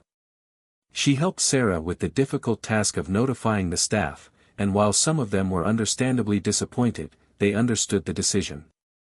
For Sarah, it was bittersweet to say goodbye to a dream that never fully took flight. "We'll always have the lessons we learned," Rachel said one evening, as they sat in the empty cafe, looking around at the space that had once been filled with customers and laughter. "I hope I can take what I've learned here and apply it to the original cafe," Sarah replied. "I want to make sure it continues to grow, and not just in terms of profits.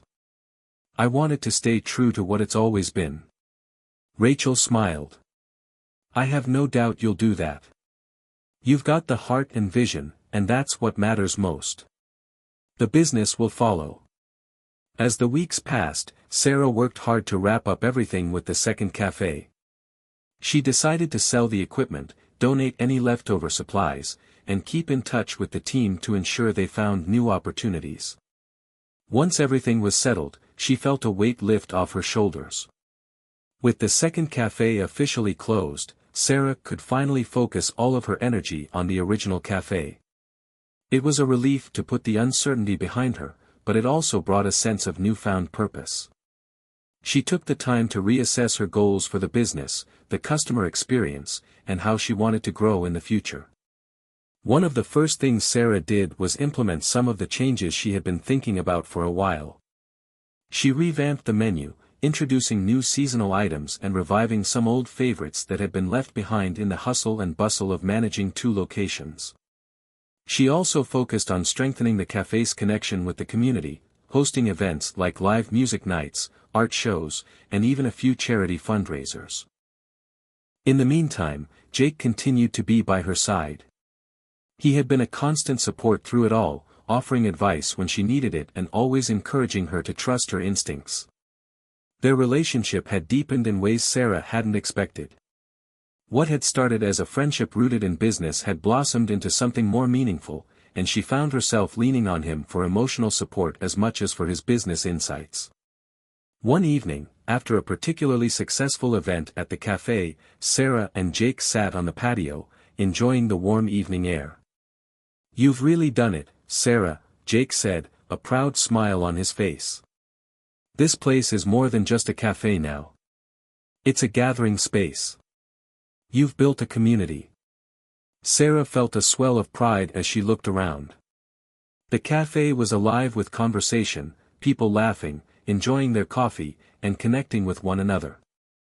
She had created something that was bigger than herself, a space where people felt at home. "I'm proud of it," Sarah said, her voice full of emotion. "But I wouldn't have gotten here without you. You helped me keep my focus when things got tough." Jake reached over and took her hand, his expression soft. "You did all the hard work, Sarah. You built this from the ground up. All I did was offer a little guidance." "I know," she said, smiling. "But you were always there when I needed someone to talk to. You're more than just a business partner, Jake." Jake paused for a moment, his gaze lingering on hers. "I'm happy to be here. Always." In that moment, Sarah realized just how far she had come. She had faced so many challenges, both in her business and in her personal life. But with each obstacle, she had grown stronger, wiser, and more determined. She had learned the value of embracing change and letting go of what no longer served her. As the evening drew to a close, Sarah stood up and took in the scene around her, her cafe, her community, her team. It felt right. This was where she was meant to be. The journey hadn't been easy, but it had been worth it. And as Sarah looked toward the future, she knew that there were still many more challenges ahead. But for the first time in a long while, she felt ready for whatever came next. The weeks following the closure of the second cafe felt like a whirlwind of fresh starts for Sarah. There was an unmistakable sense of renewal in the air, as if the universe had given her permission to reset, to focus entirely on the space that had started it all. The original cafe was thriving, but more importantly, Sarah had rediscovered her love for it. The process of simplifying her focus and narrowing down her priorities felt like an act of liberation. Business was booming, and the changes Sarah had implemented were paying off. The seasonal menu items were a hit, with customers often requesting the new drinks even before they were officially listed. The live music nights, too, brought a new energy to the cafe, creating a relaxed, vibrant atmosphere that encouraged people to linger longer. The sense of community Sarah had always envisioned was finally taking shape, and it was more beautiful than she had imagined. But it wasn't just the customers that were embracing these changes. Her staff had flourished as well. Rachel, who had been her right-hand person throughout the tumultuous journey, was stepping into a leadership role that allowed her to use her creativity and passion. She had begun organizing events like local art shows, where local artists could display their work, and it had turned the cafe into a hub for creativity. Yet, even as the cafe reached new heights, Sarah couldn't help but notice the small void she felt. Despite everything going well, something was missing. She hadn't taken a vacation in years, and the idea of taking a break, something that had once felt impossible, suddenly seemed like a necessity. One evening, after a particularly busy day, Sarah sat down with Jake at the small table in the corner of the cafe. The warm glow of the lamps, the soft chatter of customers, and the sound of the espresso machine humming in the background created an intimate ambience. "You've really outdone yourself, Sarah," Jake said, taking a sip from his cup. "The cafe feels like home now. People are staying longer, they're chatting more, it's a community, not just a business." Sarah smiled. "I'm proud of it, Jake. I really am. But you know what? I think I need to step back for a bit. Maybe it's time for me to take that break I've been putting off." Jake raised an eyebrow. "A break? You, taking a break? I never thought I'd hear those words come out of your mouth." I know," Sarah chuckled, running a hand through her hair. "But I've been running on fumes for so long. Maybe it's time to rest and refocus, recharge, so I can come back stronger." Jake nodded thoughtfully. "You've earned it. You've done more than enough. But I know you, Sarah. You'll come back even better after a bit of time away." And just like that, Sarah realized it was true. She didn't have to keep going at full speed all the time. Taking a break didn't mean she was giving up, it meant she was investing in her own well-being. The next few weeks were filled with moments of reflection. Sarah took a long weekend away, something she hadn't done in ages. She spent the time in a quiet cabin near the mountains, disconnected from her business and from the demands of everyday life. She reconnected with herself, rediscovered her sense of peace, and began to understand that self-care was just as important as hard work. By the time Sarah returned, she felt lighter, more grounded, and ready for whatever came next. She had a newfound clarity about her life and her business. Taking that step back had reminded her of the importance of balance, of not getting too caught up in the hustle and bustle, but instead focusing on what truly mattered. One afternoon, as she walked through the cafe, Sarah took a moment to observe her staff interacting with the customers. The warmth, the laughter, the familiar faces, it was all here. She had created something real, something lasting. She had built a place where people came together, not just to drink coffee, but to connect, share ideas, and create memories. "Hey, Sarah. Have you tried the new matcha-flavored scone?" Rachel called out from behind the counter, grinning. "I think it's going to be a customer favorite." "Not yet, but I'm excited to try it," Sarah responded, her heart swelling with pride. She had seen Rachel's creativity bloom since taking on more responsibility. It was moments like these that reminded her of how much she had grown, and how far the cafe had come. That evening, as Sarah closed up shop, she paused to look around one last time. There was still so much to be done, but for now, everything felt right. She had taken the time to nurture herself, and in turn, it had helped her nurture her business. Her journey had been far from easy, but every decision, every challenge, every victory had brought her to this point. It was in this quiet moment of reflection that Sarah realized something important. The heart of the cafe wasn't just in the drinks they served or the space they provided, it was in the people. It was in the relationships she had built, the support she had given, and the community she had created. The cafe was more than just a business, it was a place where people could come together, connect, and feel at home. Sarah's decision to take a break and recharge had been the right one.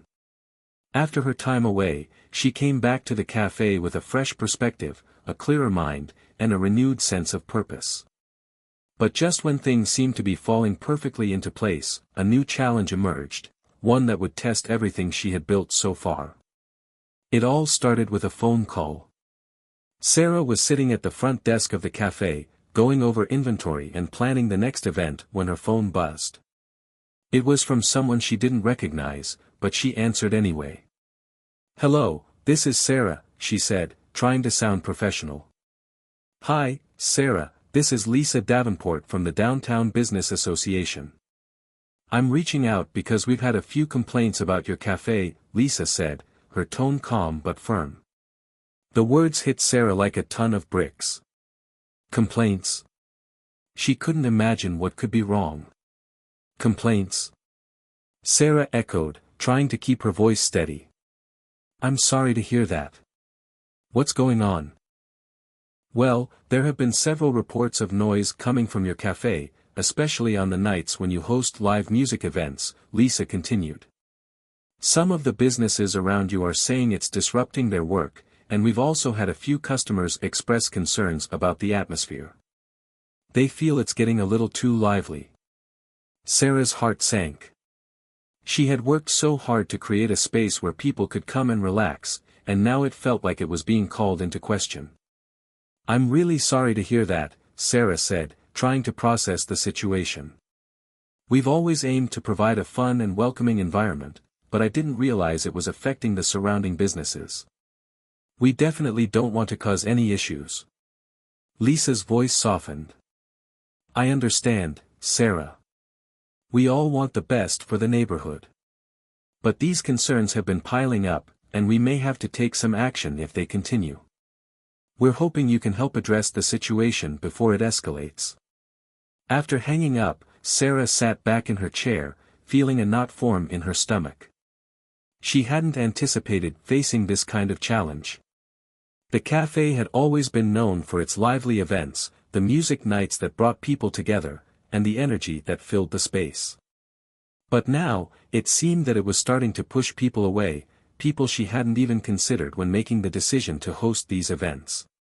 Immediately, Sarah began thinking of ways to solve the issue. The last thing she wanted was to lose the vibrancy of the cafe that had made it so unique. But if the noise was becoming a problem for the surrounding businesses, something had to change. She called Rachel to discuss the situation. "We need to find a balance," Sarah said, pacing as she spoke. "We can't just cancel the live music nights, but I don't want to upset anyone. I'll talk to the neighbors and see what we can do, but we might need to rethink the schedule or location of the performances." "I understand," Rachel replied. "We don't want to take away what's special about the cafe. Maybe we can focus on acoustic sets or smaller performances, something that won't be too loud but still keeps the atmosphere lively." Sarah thought about it for a moment. "That's a good idea. Let's also consider moving the events to earlier in the evening, maybe around dinner time instead of late at night. That way, we can keep the energy without disrupting people too late." After their conversation, Sarah took action. She reached out to the businesses around the cafe to apologize for any inconvenience and promised to adjust the schedule for future events. To her surprise, most of the business owners were understanding. They appreciated her willingness to listen and make changes. A few even suggested ways the cafe could partner with their businesses to create a more cohesive, neighborhood-friendly environment. As for the live music nights, Sarah decided to experiment with a new format. Instead of full band performances, she booked local solo artists and small acoustic groups. The idea was to keep the vibe intimate, still filled with music, but less overwhelming in volume. For the next few weeks, Sarah kept a close eye on the response. She noticed that people still came out to support the cafe, enjoying the quieter performances. The new schedule seemed to work well for the surrounding businesses as well. It was a delicate balance, but it was one Sarah was willing to work for. Despite the stress of the situation, there was a silver lining. The challenge pushed Sarah to think creatively, to be more aware of the bigger picture, and to recognize that the cafe wasn't just a business, it was a part of a larger community. She couldn't just focus on her own customers, she had to consider how the cafe fit into the neighborhood's dynamic. One evening, after a successful acoustic set, Sarah sat down with Jake to reflect on how far they had come and what lay ahead. "You handled that situation really well," Jake said, offering her a reassuring smile. "You didn't just react, you listened and adapted. That's what makes you a great business owner." "I wasn't sure what to do at first," Sarah admitted. "But in the end, it was about understanding the bigger picture. The cafe is part of this community, and I want to make sure it's contributing in a positive way." Jake nodded. "And you're doing just that. You're building something sustainable, something that's going to last."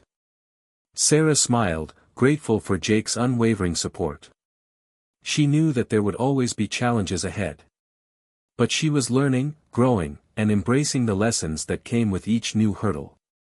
The cafe had come a long way, and she was ready for whatever the future held.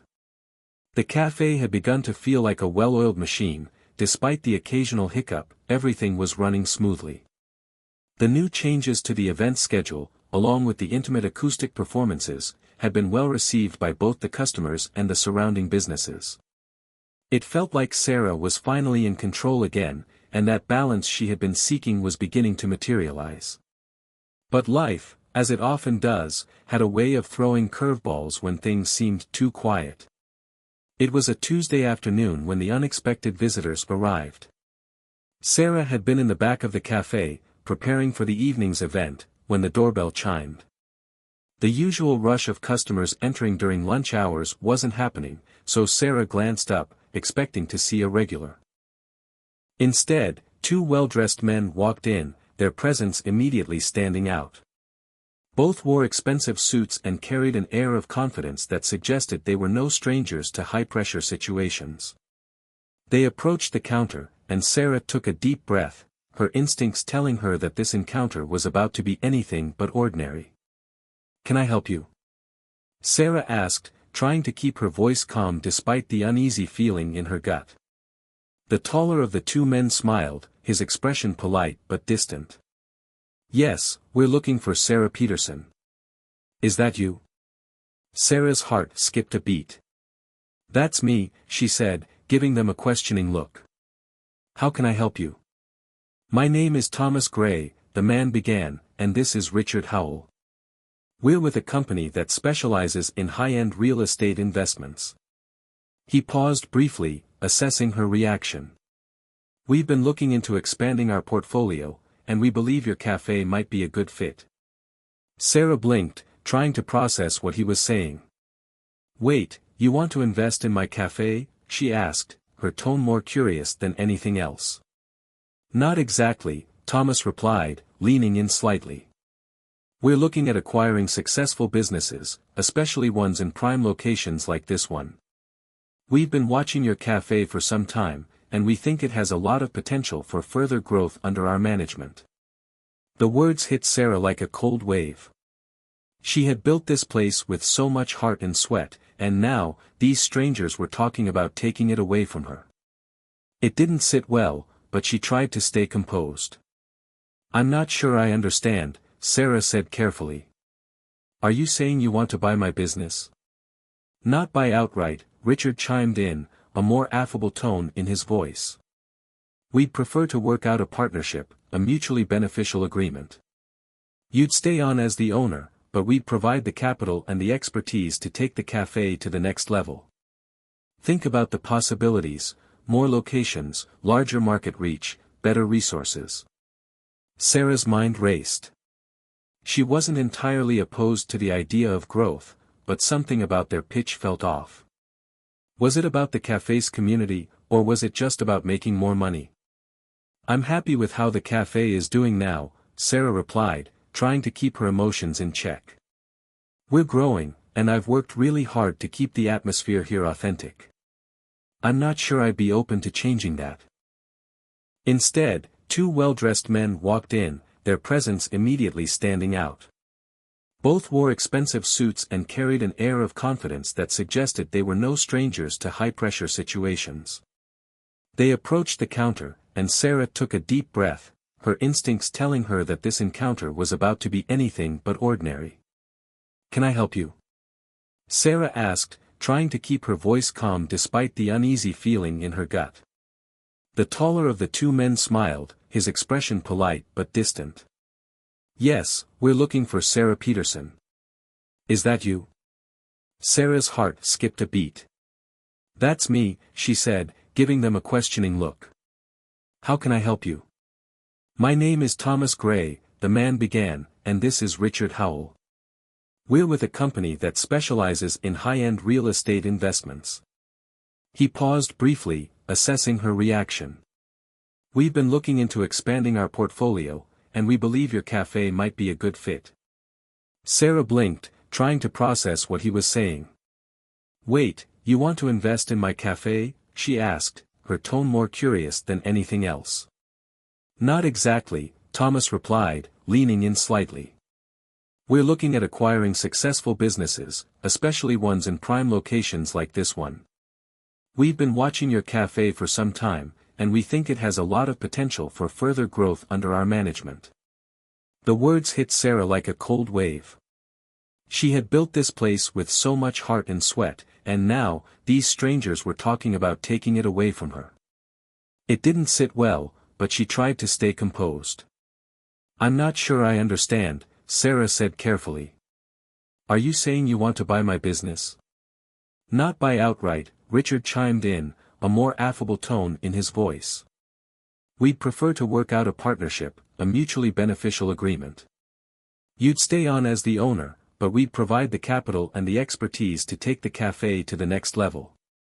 Think about the possibilities: more locations, larger market reach, better resources." Sarah's mind raced. She wasn't entirely opposed to the idea of growth, but something about their pitch felt off.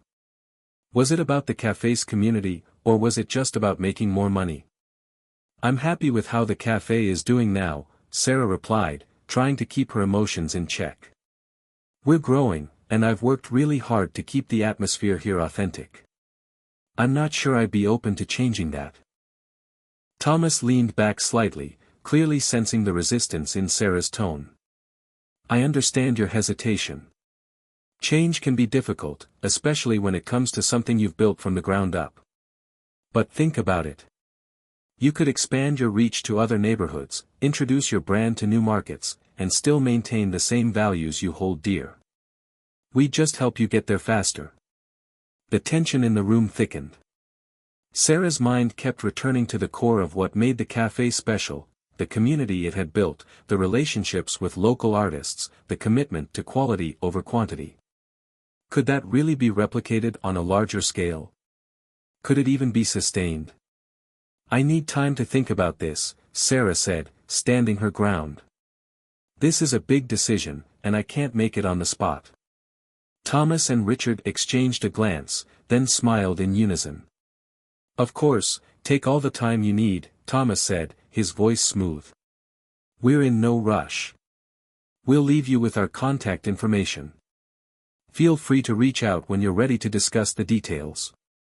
With that, they handed her a sleek business card and turned to leave, but not before Richard added, "Remember, we're offering you the chance to take your dream to a whole new level. Don't hesitate to get in touch." As the door closed behind them, Sarah felt a whirlwind of emotions. She had never considered selling, let alone partnering with a real estate investment firm. But their offer had been enticing, to say the least. The cafe's potential to grow, to reach new customers, and to become a bigger brand was undeniable. Yet, in her heart, she knew that something about the idea didn't sit right. She had worked too hard to build the sense of community that defined the cafe, and no matter how lucrative the offer sounded, it couldn't be at the cost of what made it so special. Rachel entered the cafe just as Sarah was staring down at the business card. "Who were those guys?" Rachel asked, noticing the tension in Sarah's expression. "They want to buy into the cafe. Or, partner with me. They're a real estate investment group," Sarah replied, her voice tinged with frustration. "They think my cafe has potential for expansion, but I'm not sure it's the right fit. I don't want to lose what makes this place unique." Rachel sat across from Sarah, her brow furrowed in thought. "I get where you're coming from. This place has heart. But, growth isn't always bad. You could still keep the integrity of the cafe and just expand it. Maybe find ways to bring in new people while staying true to who we are." Sarah nodded slowly. "I get that. But at what cost, Rachel? I've worked too hard to create a space that feels real, that's part of the community. I can't just let it be consumed by corporate interests." Rachel took a deep breath. "You don't have to make any decisions right now. Just remember, you've got options. Take your time." The conversation left Sarah with more questions than answers. She had never imagined being faced with this kind of decision, and it felt overwhelming. But deep down, she knew that whatever she chose, she had to stay true to herself. The cafe wasn't just a business, it was her life, her vision. And she wasn't about to let it slip away without a fight. The next few days were a blur for Sarah. The cafe's usual rhythm of busy mornings, intimate acoustic performances in the evening, and the steady hum of customers seemed to fade into the background as she found herself preoccupied with the decision about the potential partnership. She couldn't shake the thoughts of what the cafe could become, but the doubts lingered too. Was it worth the risk? Could she truly balance expansion with the values she had worked so hard to create? Sarah spent her evenings in the cafe's back office, sifting through notes and trying to piece together a plan, but she felt more lost with every passing hour. Her mind was pulled in two directions: on one side, the excitement of growth, new opportunities, and financial stability; on the other, the deep-rooted fear of losing the soul of what she had built. Rachel, sensing her friend's inner turmoil, suggested a different approach. "You need to talk to some of the regulars. Get their perspective," Rachel suggested one evening after closing time. "These are the people who keep this place running, the ones who really get what this cafe is about." Maybe they'll help you figure it out. Sarah nodded slowly, grateful for the suggestion. She realized she hadn't really taken the time to consider how the people who loved the cafe would feel about these changes. After all, they were the heart of the business. The next morning, Sarah took the step of reaching out to a few of her regulars.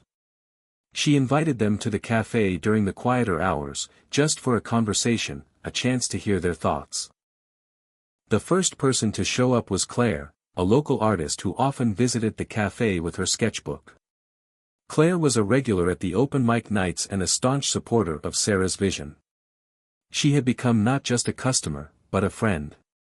"Hey, Claire," Sarah greeted her warmly as she walked in. "Thanks for meeting me. I could really use your input on something." Claire raised an eyebrow. "Of course. What's on your mind?" Sarah took a deep breath, then slid the business card from Thomas and Richard across the counter. "I was approached by a real estate investment group. They're offering a partnership to expand the cafe, open new locations, get more capital, bring in more customers. But it comes with some major changes. They want to take this place to the next level, but I'm worried it will lose its soul in the process." Claire stared at the card for a long moment before glancing up at Sarah. "I thought this place was already at the next level," she said softly. "It's not about how big it gets, it's about the community. People come here because it feels real, because it's not just another chain. If you start expanding, it's like you're giving up the one thing that makes it special." Sarah's heart sank as she listened. Claire's words echoed her own fears she hadn't fully acknowledged until now. "I'm not sure what to do," Sarah confessed. "I want to grow, but I don't want to compromise everything I've worked for. This cafe is more than a business to me, it's a part of me." Claire smiled gently. "I get that. And I'm sure a lot of your customers do, too. But just make sure that if you do make changes, it's because it's something you really want, not because someone else is telling you to do it. Don't let them pressure you into something that doesn't feel right." Sarah nodded, grateful for Claire's insight. As she sat there, talking to Claire, she realized that the most important thing was staying true to herself and her vision for the cafe. The world of business was full of tempting offers, but those offers didn't understand what made the cafe so special: the relationships, the local art, the intimate performances, the sense of belonging that she had worked so hard to create. The next to show up was Greg, a musician who performed at the cafe's open mic nights regularly. Greg had been a part of the cafe's identity from the beginning, and his laid-back demeanor made him easy to talk to. "Sarah, what's going on?" Greg asked, taking a seat at the counter. He knew immediately that something was troubling her. Sarah explained the offer from Thomas and Richard, showing him the card. "Ah, I see what's going on," Greg said thoughtfully. "Sounds like a great offer in theory, but it feels a little too corporate for a place like this, doesn't it? You've built something that's authentic. People come here for the vibe, for the music, for the community. You can't just replicate that at a different location." He paused, running a hand through his hair. "I'm not saying you shouldn't grow. I'm just saying, if you do, it has to be on your terms. Don't let anyone take the heart of this place from you." Sarah smiled, feeling a weight lift off her shoulders. Greg's words were exactly what she needed to hear. By the time Sarah had finished talking to her regulars, she felt more certain of her path. Their words had reinforced what she had always known: this cafe was not just about the profits or the growth, it was about the community it had fostered. It was about the people who came for the music, the coffee, the conversations, and the feeling that they were part of something meaningful. That night, after everyone had left the cafe, Sarah sat down and dialed Thomas's number. She wasn't sure how it would go, but she knew she needed to make a decision. The phone rang a few times before Thomas picked up. "Sarah, how are you?" Thomas's voice was as smooth as ever. "I've been thinking about your offer," Sarah said, her voice firm. "And I've decided that I'm going to decline." There was a long pause on the other end of the line. "Are you sure?" Thomas asked, his tone more serious now. We think you have a lot of potential. I appreciate that, but my decision is final, Sarah replied. This cafe isn't just a business to me. It's something more, and I'm not willing to risk losing what makes it unique. I want to keep it small, keep it real, and keep it connected to the community. I understand, Thomas said after a moment. But if you change your mind, you know where to find us. Sarah hung up, feeling a sense of relief wash over her. She had made the right choice. The cafe was hers to build on her terms, and that was worth more than any partnership or expansion. She stepped out from behind the counter and looked around the cafe, the familiar faces of her regulars, the artists' work on the walls, the cozy tables where laughter and conversation flowed. It was a home for so many people, and it would remain hers. After declining the offer from Thomas and Richard, Sarah felt a sense of peace she hadn't realized she'd been craving. It was as if the weight of an impossible decision had lifted off her shoulders, and she could finally breathe again. Yet, she knew that while the choice had been made, there was still work to be done. The cafe had the potential for growth, it was just a matter of finding the right path, the one that stayed true to her vision. In the days that followed, Sarah focused on small but meaningful changes. She'd been thinking about ways to bring more of the local community into the cafe without sacrificing its soul. One idea that had been lingering in the back of her mind was to host a monthly community night where customers could showcase their talents, whether it was live music, art, poetry, or even a cooking class. It would be a celebration of creativity, just like the cafe itself. Rachel had been fully supportive of the idea, and together they started planning the first community night, which would take place in 2 weeks. Sarah reached out to her regulars, encouraging them to participate in the event, and the response was overwhelming. It seemed as if everyone was eager to share their passion with the cafe's growing family. One afternoon, as Sarah was organizing the list of participants for the event, she received a call from an unknown number. She hesitated for a moment but then decided to pick up.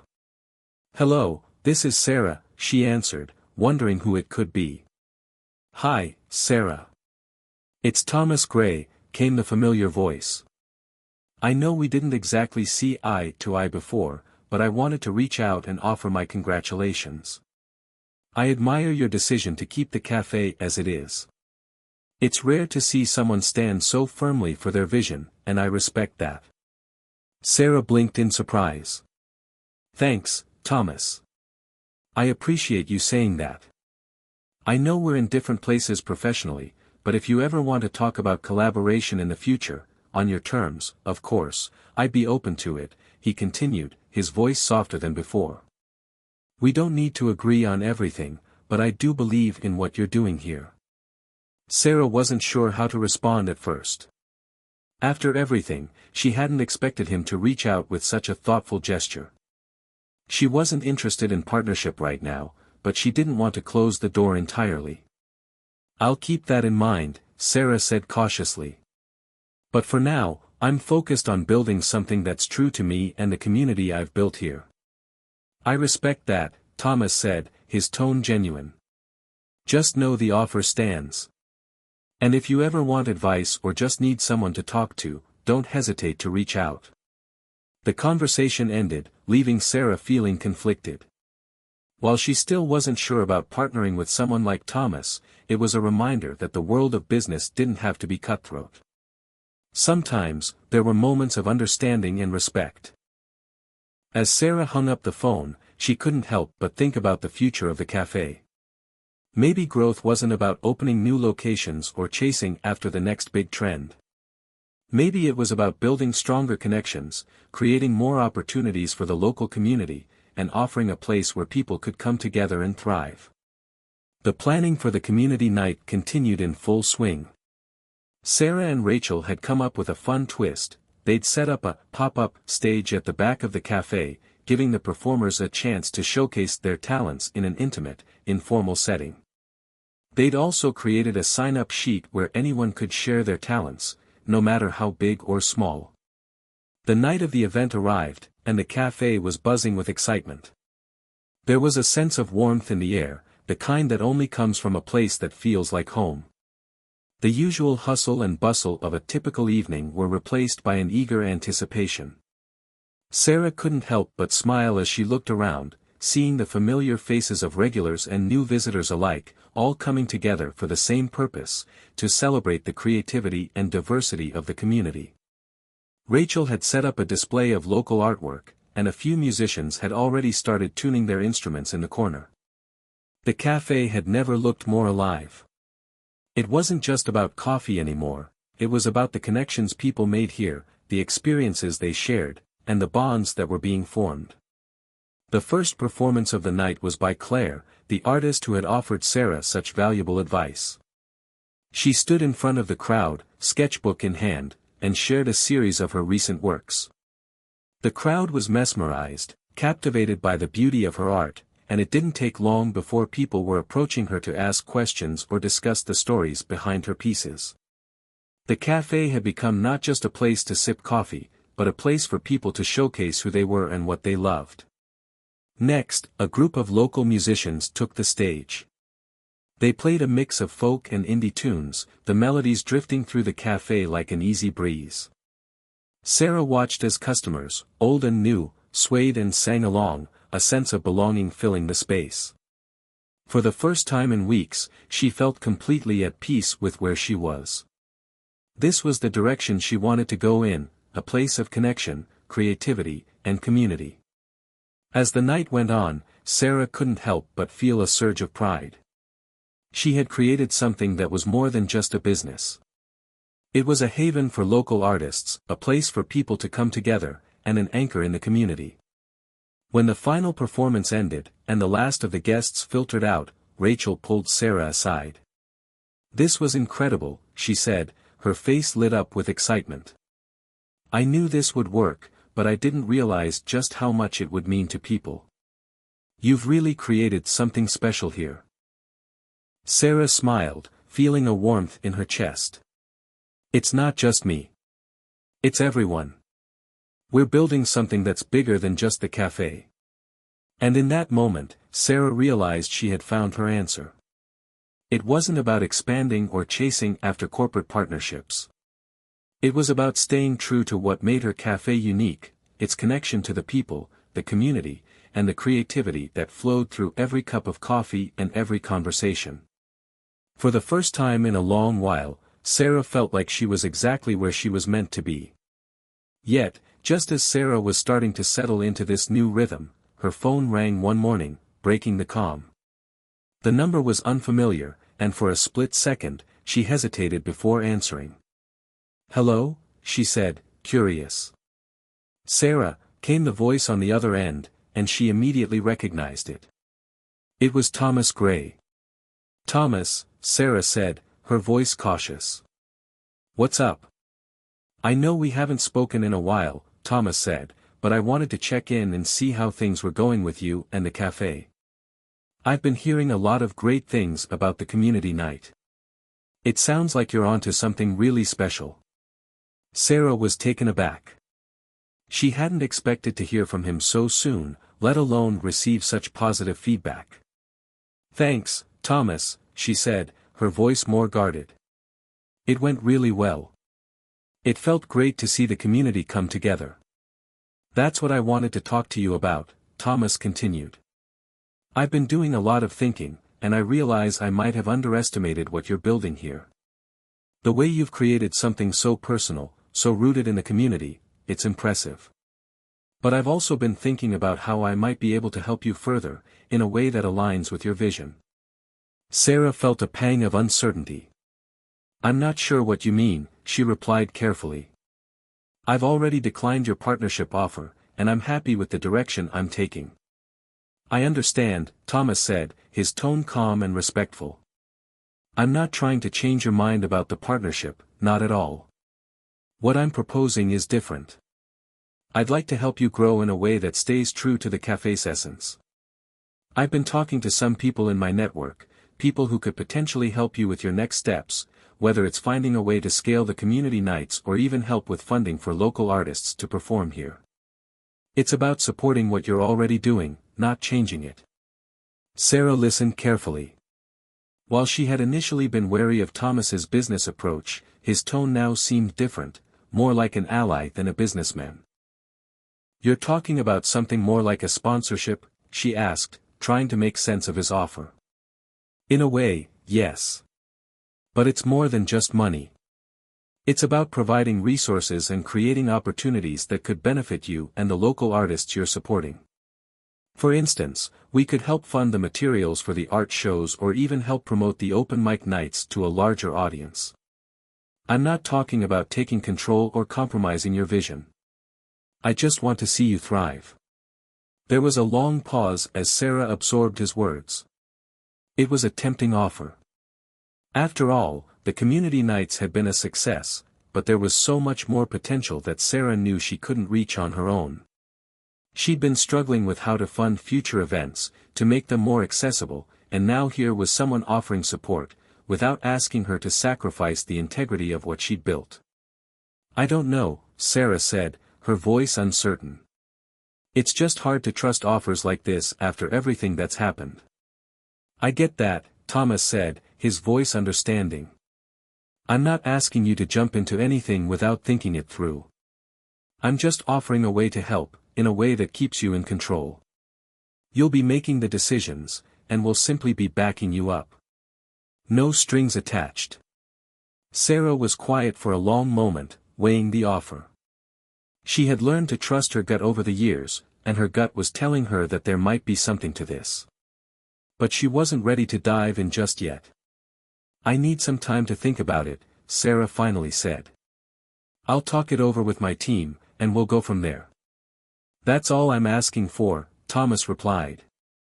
"Take your time. I'll be here when you're ready." As the conversation ended and Sarah hung up, she felt a mix of emotions. She had come so far in creating this cafe, and she didn't want to jeopardize what she'd built by rushing into something that didn't feel right. But at the same time, Thomas's offer felt like it could provide the support she needed to take things to the next level. Later that day, she met with Rachel to discuss the conversation. Rachel, ever the voice of reason, listened carefully as Sarah explained the offer. "I don't know what to think," Sarah admitted. "It seems like a good opportunity. But I don't want to lose what makes this place special." Rachel nodded. "I hear you. It's a tough decision. But from what you've told me, Thomas is offering something different than before. It's not about taking over, it's about supporting what you're already doing." Sarah sighed. "I just want to make sure I'm not compromising. This cafe means too much to me." "I get that," Rachel said, her tone soft but firm. "But think about this, maybe this could be a way to take things further while still staying true to your vision. You don't have to make any decisions right now, but it's worth exploring." Sarah appreciated Rachel's perspective. She knew her friend was right, there was no need to rush. Taking the time to think through all the possibilities was the best approach. The next few days were filled with a whirlwind of thoughts, discussions, and self-reflection. Sarah spent time talking to her regulars, gauging their feelings about the cafe's future, and slowly came to a conclusion. She realized that Thomas's offer wasn't a betrayal of what she had built, it was an opportunity to amplify it. She could still maintain control, still keep the cafe rooted in the community, while getting the support she needed to make a lasting impact. By the end of the week, Sarah felt ready to make a decision. She would reach out to Thomas, but on her terms. She was in charge of the direction the cafe would take, and this partnership could provide the resources she needed to grow, without compromising the heart of what made her cafe unique. It was a new beginning, one that Sarah had never expected, but one she knew she could navigate on her own terms. Taking a deep breath, Sarah typed out an email to Thomas. Subject: Let's talk. Dear Thomas. Thank you for reaching out. I've given your offer a lot of thought, and after discussing it with my team and reflecting on everything I've built so far, I think I'm open to exploring how we can work together. However, I want to be clear that my vision for this cafe is deeply personal. I'm not looking to change the core of what we've created here. I'd be open to hearing more about how you and your team can support us in ways that enhance our community involvement without taking away from what makes this place special. Let's schedule a time to discuss things further. Best. Sarah. Sarah hit send, her heart racing. There was no going back now. She had opened the door to something new, but it was important that it remained on her terms. Her vision, her values, they were the foundation, and she wasn't willing to let anyone take that away. It didn't take long for Thomas to respond. Less than an hour later, she had a meeting scheduled for the following Wednesday. Later that week, as Sarah prepared for the meeting, she reflected on how far she had come. When she had first started the cafe, she had no idea what it would become. She had no plan for its future beyond serving good coffee and creating a welcoming space. Yet, here she was, on the brink of something bigger, not just a local business but a community hub, one that had the potential to grow and make a real impact. But growth came with challenges. Would Thomas truly honor her vision? Could they find common ground without compromising what she had worked so hard to build?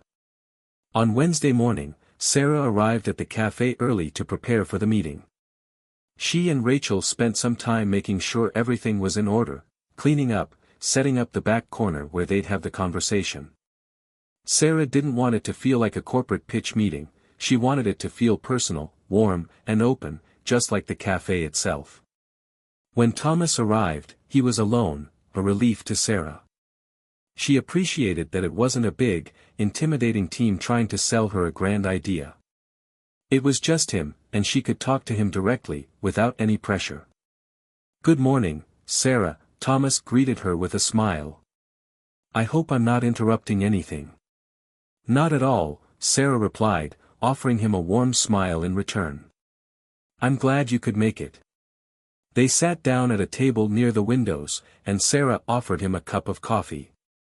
As he sipped, they dove into the discussion. "So, I appreciate you taking the time to meet," Thomas said, his tone more casual than it had been over the phone. "I've been thinking a lot about what we discussed, and I want to make sure we're on the same page. I think there's a lot of potential for us to help you grow in a way that stays true to what you're doing here." Sarah nodded, her mind still focused on the same thing, the heart of the cafe. "I'm glad to hear that," she said, choosing her words carefully. "What I've built here isn't just about making money or growing the business. It's about community. I want to bring people together, create a space where they can connect and be themselves. I want to support local artists, musicians, and creators, not just as a business model but because it's something that truly matters to me." Thomas leaned forward, his interest clear. "I get that, Sarah. I really do. That's why I think this could work. We're not looking to change anything about the vibe you've created here. What I'm offering is resources, things like marketing, funding for art shows, or helping you reach a broader audience. But at the end of the day, you'll be the one calling the shots. You'll still be in control of what happens here." Sarah listened intently. What he was saying was different from before. He wasn't pushing for a larger ownership stake or trying to influence the direction of the cafe. He was offering support, but she would still have the final say. It felt different, less like a power play and more like an actual partnership. "I'm not interested in giving up control," Sarah said firmly. "The last thing I want is to turn this place into something unrecognizable. I want to keep the focus on the community, the people who walk through that door every day. So, if we move forward with this, it has to be with that in mind. No compromise on the core values." "I completely understand," Thomas said, nodding. "We're not looking to change that at all.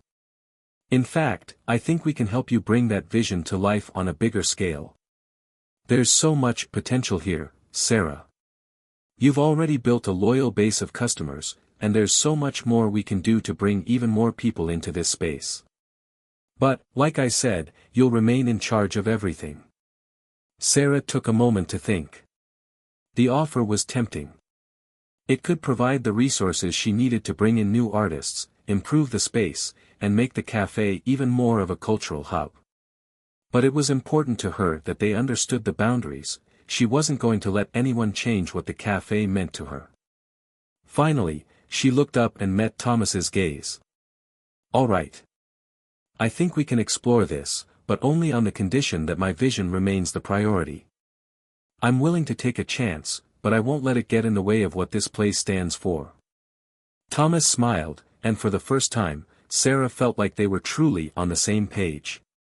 "Agreed. We're in this together, on your terms."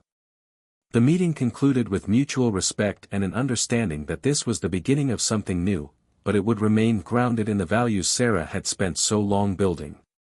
There was a sense of relief as she shook Thomas's hand, knowing that she hadn't compromised but had instead found a way to elevate her dream. As Sarah watched him leave the cafe, she couldn't help but feel a sense of excitement for what lay ahead. The cafe had always been more than just a business. It was a home, a community, a place where people came together to create something bigger than themselves. Now, with a little outside help, she could take that dream even further. But the road ahead would be filled with challenges, no doubt.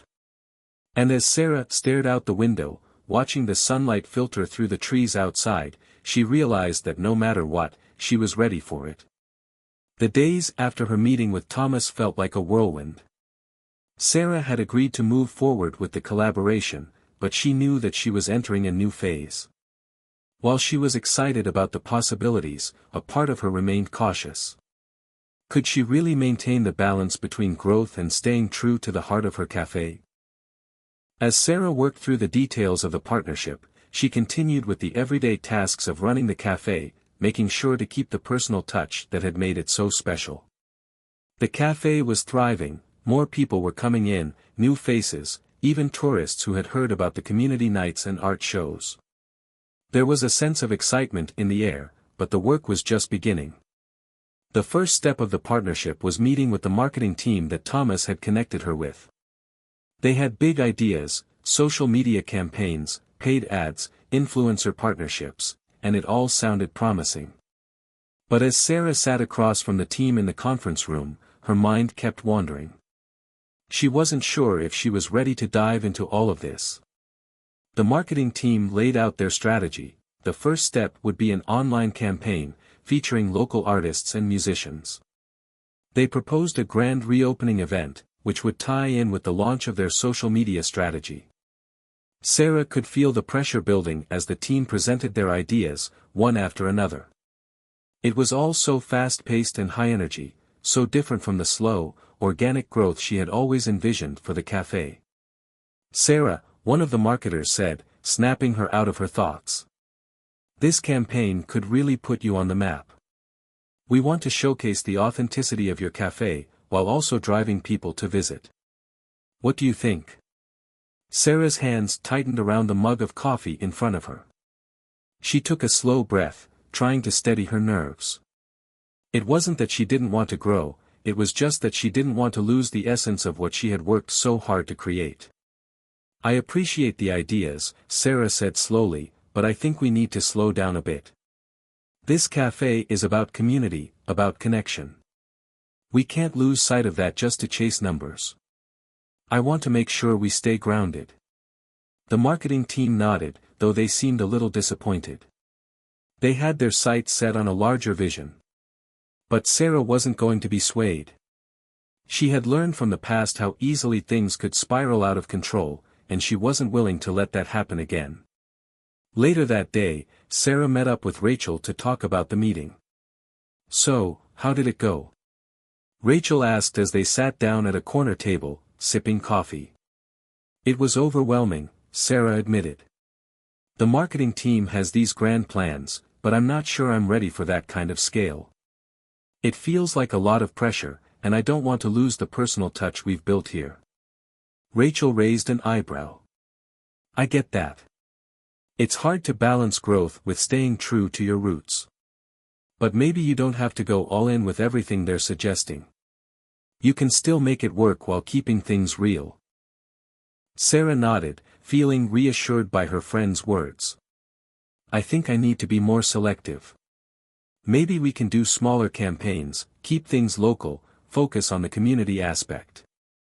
I'm not interested in turning this place into a corporate machine.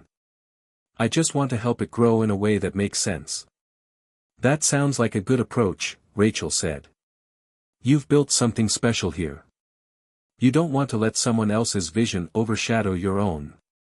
That evening, as Sarah sat in the cafe, watching the warm glow of the lights and the steady flow of regulars, she felt a sense of peace. The world outside might be moving at a frantic pace, but in this space, in this moment, she had control. The people who came to the cafe weren't there because of flashy ads or social media influencers, they were there because of the connections, the friendships, the sense of belonging. And that was something Sarah would never compromise. The next few weeks were a mix of excitement and careful decision-making. Sarah had chosen to take a more measured approach to the marketing efforts, working closely with the team to ensure that everything stayed true to her vision. They ran smaller-scale campaigns, featuring local artists and musicians, and focused heavily on engaging the regular customers who had helped make the cafe a success in the first place. The results were slower than the team had hoped for, but they were steady. People were talking about the cafe, not just online but in person, spreading the word to their friends and families. The sense of community that Sarah had fostered was growing stronger, not just because of the events, but because of the authenticity that permeated every corner of the cafe. One day, as Sarah was cleaning up the back office, she received a text from Thomas. "Can we talk? I have an idea I think you'll like." Curious, Sarah called him back. "Hey, Thomas. What's up?" "I've been thinking," Thomas said, his voice a little lighter than usual. "You're doing things on your own terms, and I respect that. I want to find a way to support you, but in a way that works for you. So here's my idea: instead of a big corporate-style marketing push, how about we create a series of intimate events at the cafe, more like private experiences with artists, live music, and tastings, things that feel like they're built around the community. We can get creative without losing the personal touch." Sarah smiled, feeling a sense of relief wash over her. This was the kind of partnership she had envisioned, one where she could still retain control while benefiting from the resources Thomas had offered. "That sounds great, Thomas. Exactly what I was hoping for." And just like that, Sarah realized that while the path ahead was still uncertain, she was walking it with clarity. She wasn't alone anymore. She had her vision, her team, and now, a partner who understood what she valued most. It wasn't going to be easy. There would be challenges along the way, but Sarah had learned to trust herself, trust her instincts, and to never lose sight of what mattered most. As the sun began to set outside the cafe, Sarah glanced around at the familiar faces in the room, the regulars, the artists, the musicians, and for the first time in a long while, she felt like she was exactly where she needed to be. This was just the beginning. As the months passed, Sarah began to notice something subtle but significant: the cafe had transformed. What had started as a small, intimate gathering place for a handful of regulars had grown into a thriving cultural hub. The intimate events she and Thomas had planned together were a hit. The private art exhibitions, the live music nights, the local farmers market pop-up events, all of it felt authentic, rooted in the very spirit of what Sarah had always dreamed for the cafe. The walls were adorned with local artwork, showcasing the talent of up-and-coming painters, photographers, and sculptors. The acoustic sessions became an unmissable event each week, and even tourists who had stumbled in because of a glowing review on social media were returning for the community feel. Through it all, Sarah remained deeply involved. She knew the names of the artists, the musicians, the farmers who brought their fresh produce for the weekly markets. She greeted regulars by name and made sure each newcomer felt welcome. The cafe had never lost its soul, and that was the most important thing. But with success came new pressures. As the cafe grew, Sarah found herself stretched thin. The cafe was busier than ever, and while that was wonderful, it meant more responsibilities, more decisions, more logistics, more sleepless nights. She had to manage the books, coordinate events, oversee staff, and still make time for the creative side of things that had always brought her joy. One evening, after closing, Sarah sat in the back office, staring at the pile of invoices and event plans spread across her desk. It was a familiar scene now, but today it felt different. She was exhausted, physically, mentally, emotionally, and a little unsure of where to go next. Had she achieved what she set out to do? Yes, but was it enough? Or had she unknowingly allowed the cafe to grow in ways she hadn't fully anticipated? Rachel, who had become one of Sarah's most trusted allies throughout this journey, stopped by the office. She knocked lightly before opening the door. "Mind if I join you?" she asked, a friendly smile on her face. "Not at all," Sarah replied, managing a tired smile as she gestured for Rachel to sit. "I'm just trying to catch up on everything." Rachel raised an eyebrow as she glanced at the mountain of paperwork. "Looks like you've got a lot on your plate." "I do," Sarah said, running a hand through her hair. "And I'm not sure how much longer I can keep up with it all. The cafe's growing, but I feel like it's growing faster than I can handle." Rachel's expression softened. "You've worked so hard to get here, Sarah. But you don't have to do everything alone. You've got a team, your staff, Thomas, me. You've created something amazing. It's okay to ask for help when you need it." Sarah looked at her friend, gratitude filling her chest. "I know. But I'm scared of losing control, of losing what made this place special." "Look around you," Rachel said, gesturing to the cafe beyond the office door. "You've built a community. People are here because of you, because of what this place represents. Trust yourself, and trust the people who believe in you." The words hit Sarah like a wave. Rachel was right. The cafe had become something bigger than just Sarah's vision. It was now a living, breathing entity supported by a network of people who cared deeply about it. She didn't have to carry the burden alone. She didn't have to be the only one holding the weight. The next morning, Sarah made a decision.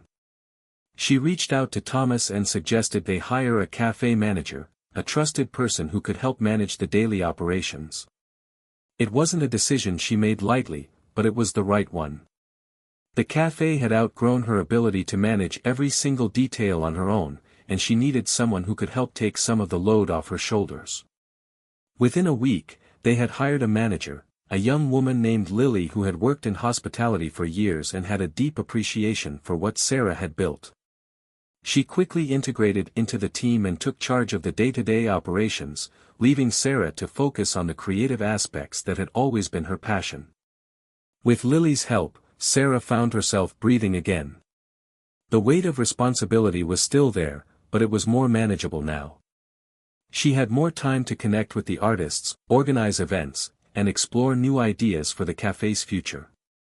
One night, as the cafe was closing and the last of the evening guests had left, Sarah sat down at one of the tables.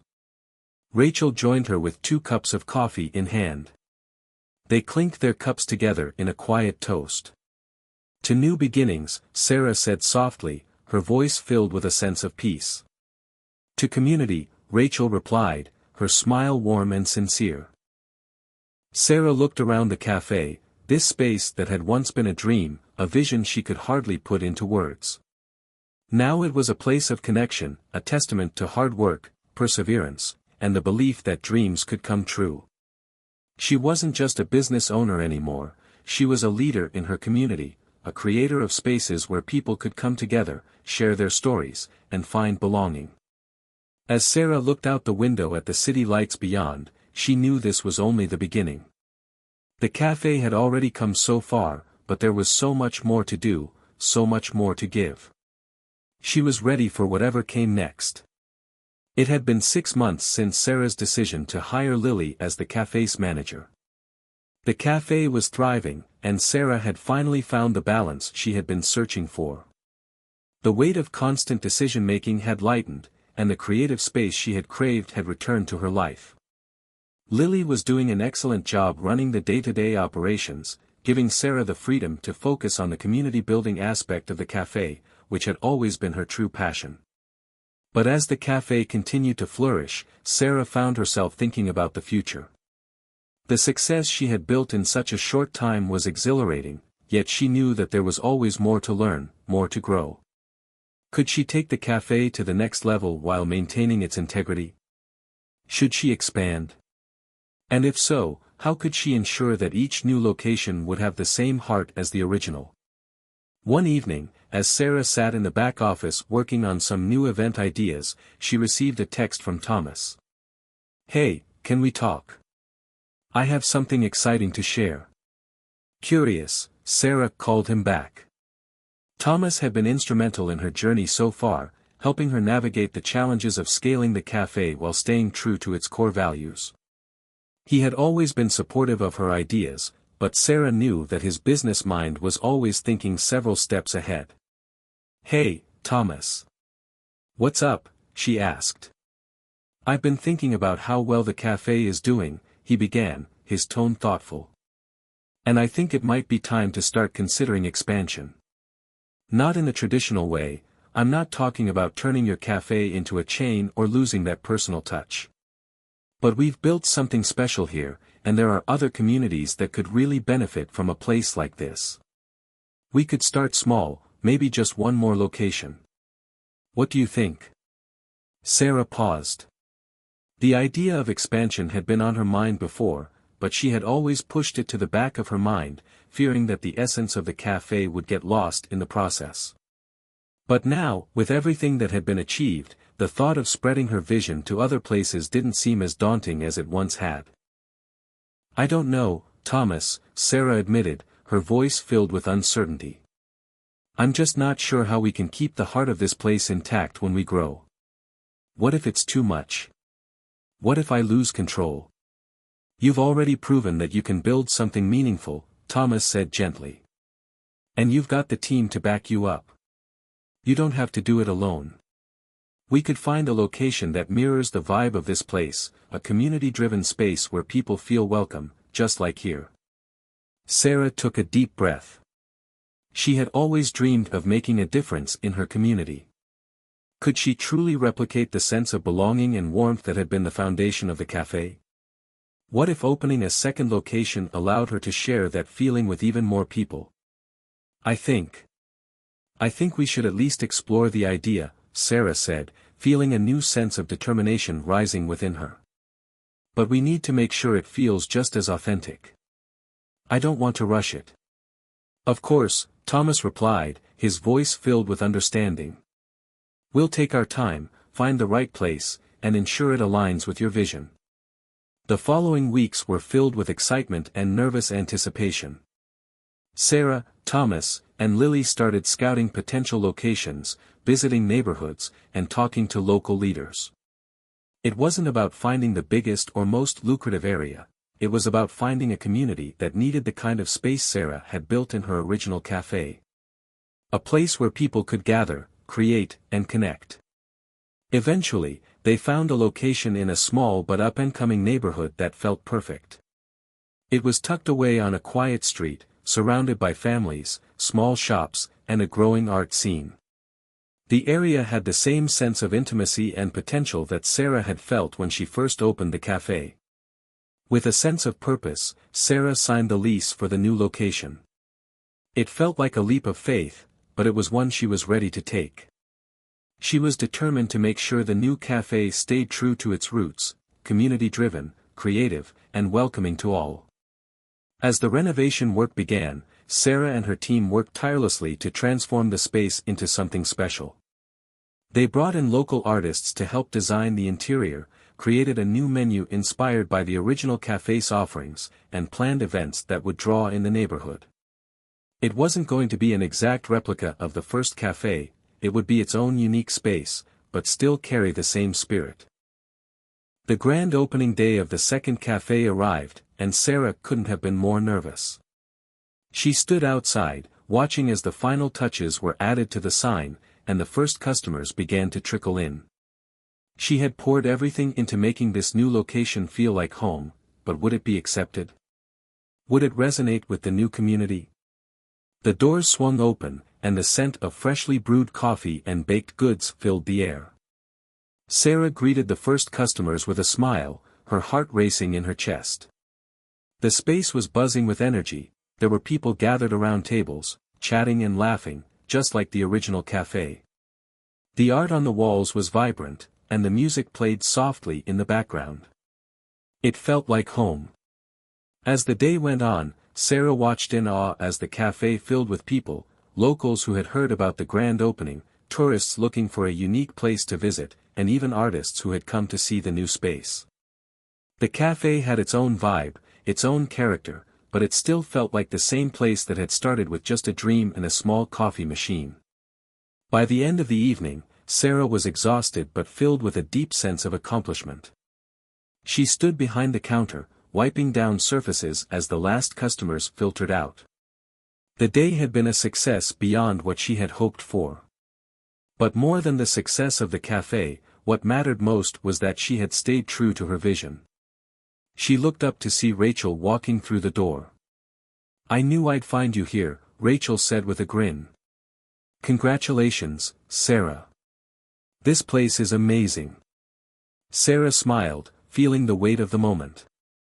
"Thank you. It's surreal. But it feels right. This is just the beginning." As Sarah stood there, surrounded by the quiet hum of the cafe and the warmth of the people who had helped her get here, she realized that no matter where this journey took her, she had built something that would always be hers, something real, something meaningful. And she was ready for whatever came next. The success of the second cafe had brought new challenges, but it had also opened her eyes to the ripple effect she had started. She had never imagined that her vision for a small cafe would inspire so many people, from the customers who felt a sense of belonging to the artists who were now showcasing their work in both locations. It was as though the cafe had become a beacon for creativity, a gathering point for those seeking a space to express themselves and connect with others. But with success came pressure. Sarah was now overseeing 2 cafes, each with its own set of challenges and responsibilities. She had to make sure that the integrity of both locations remained intact while ensuring that they continued to grow. Her days were filled with meetings, event planning, and brainstorming sessions, but despite the long hours and increasing demands, she couldn't shake the feeling that something was missing. One evening, as Sarah sat in the office at the second cafe, staring at her laptop screen, she heard a familiar voice. "Hey, you still up?" Thomas asked, poking his head through the door. Sarah looked up, her eyes tired but grateful for the break. "Yeah, just going over some numbers for next month's events." Thomas walked in, a thoughtful expression on his face. "You know, I've been thinking about how much you've accomplished.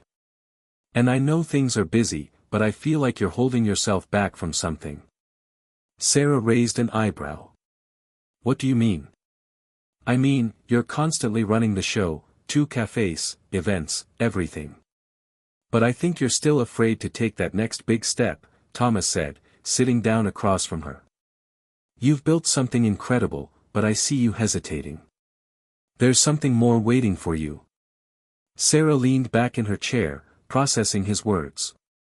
She had been so focused on keeping everything running smoothly that she hadn't fully considered what it would mean to truly embrace the potential of her journey. What if there was more to this than just expanding cafes? What if she could inspire people on an even larger scale, make a bigger impact? "What do you mean by next big step?" Sarah asked, genuinely curious. "I think it's time to share your story," Thomas said. "Not just here, in the cafe, but with the world. You've built something that speaks to people. And your journey, how you've grown, learned, and built everything from scratch, could inspire so many more. What if you wrote a book?" The suggestion caught Sarah off guard. A book? She had never considered that. Writing a book was a huge undertaking. It was a different world entirely from running a cafe. But as she thought about it, a spark of excitement flickered in her chest. Her journey had been filled with challenges, lessons, and moments of triumph. Maybe it was time to share that with others. "I don't know," Sarah said, hesitating. "I'm not sure where to even begin." "You've got a story to tell, Sarah," Thomas said, his voice filled with conviction. "And you don't have to write it alone. You've got people who believe in you, who want to see you succeed. I think it could be your next adventure. Sarah sat in silence for a moment, considering the possibility. The more she thought about it, the more it felt like the next step was something she had always known deep down. She had always wanted to do more than just run a cafe. She had wanted to create change, to impact people's lives in a meaningful way. Writing a book could be the key to that. The next few weeks were a whirlwind of ideas and planning.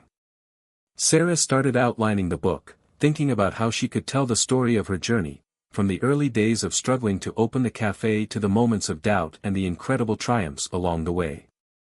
It wasn't just a business story, it was about resilience, about pursuing a dream against all odds, and about the importance of community and connection. She dedicated time each day to write, sometimes in the quiet mornings before the cafe opened, sometimes late at night after everything had settled down. The words began to flow, and with each page, Sarah felt herself reconnecting to the heart of why she had started this journey in the first place. She wasn't just writing for herself anymore, she was writing for anyone who had ever faced adversity and wondered if they had what it took to keep going. Alongside writing, Sarah continued to oversee the cafe's operations, working closely with Lily and the team to ensure that both locations remained true to their roots. She also kept up her regular interactions with customers, never losing sight of the community that had been built around the cafes. It was important to her that, as her journey grew, the people who had supported her from the beginning felt seen and appreciated. Months later, the book was finished.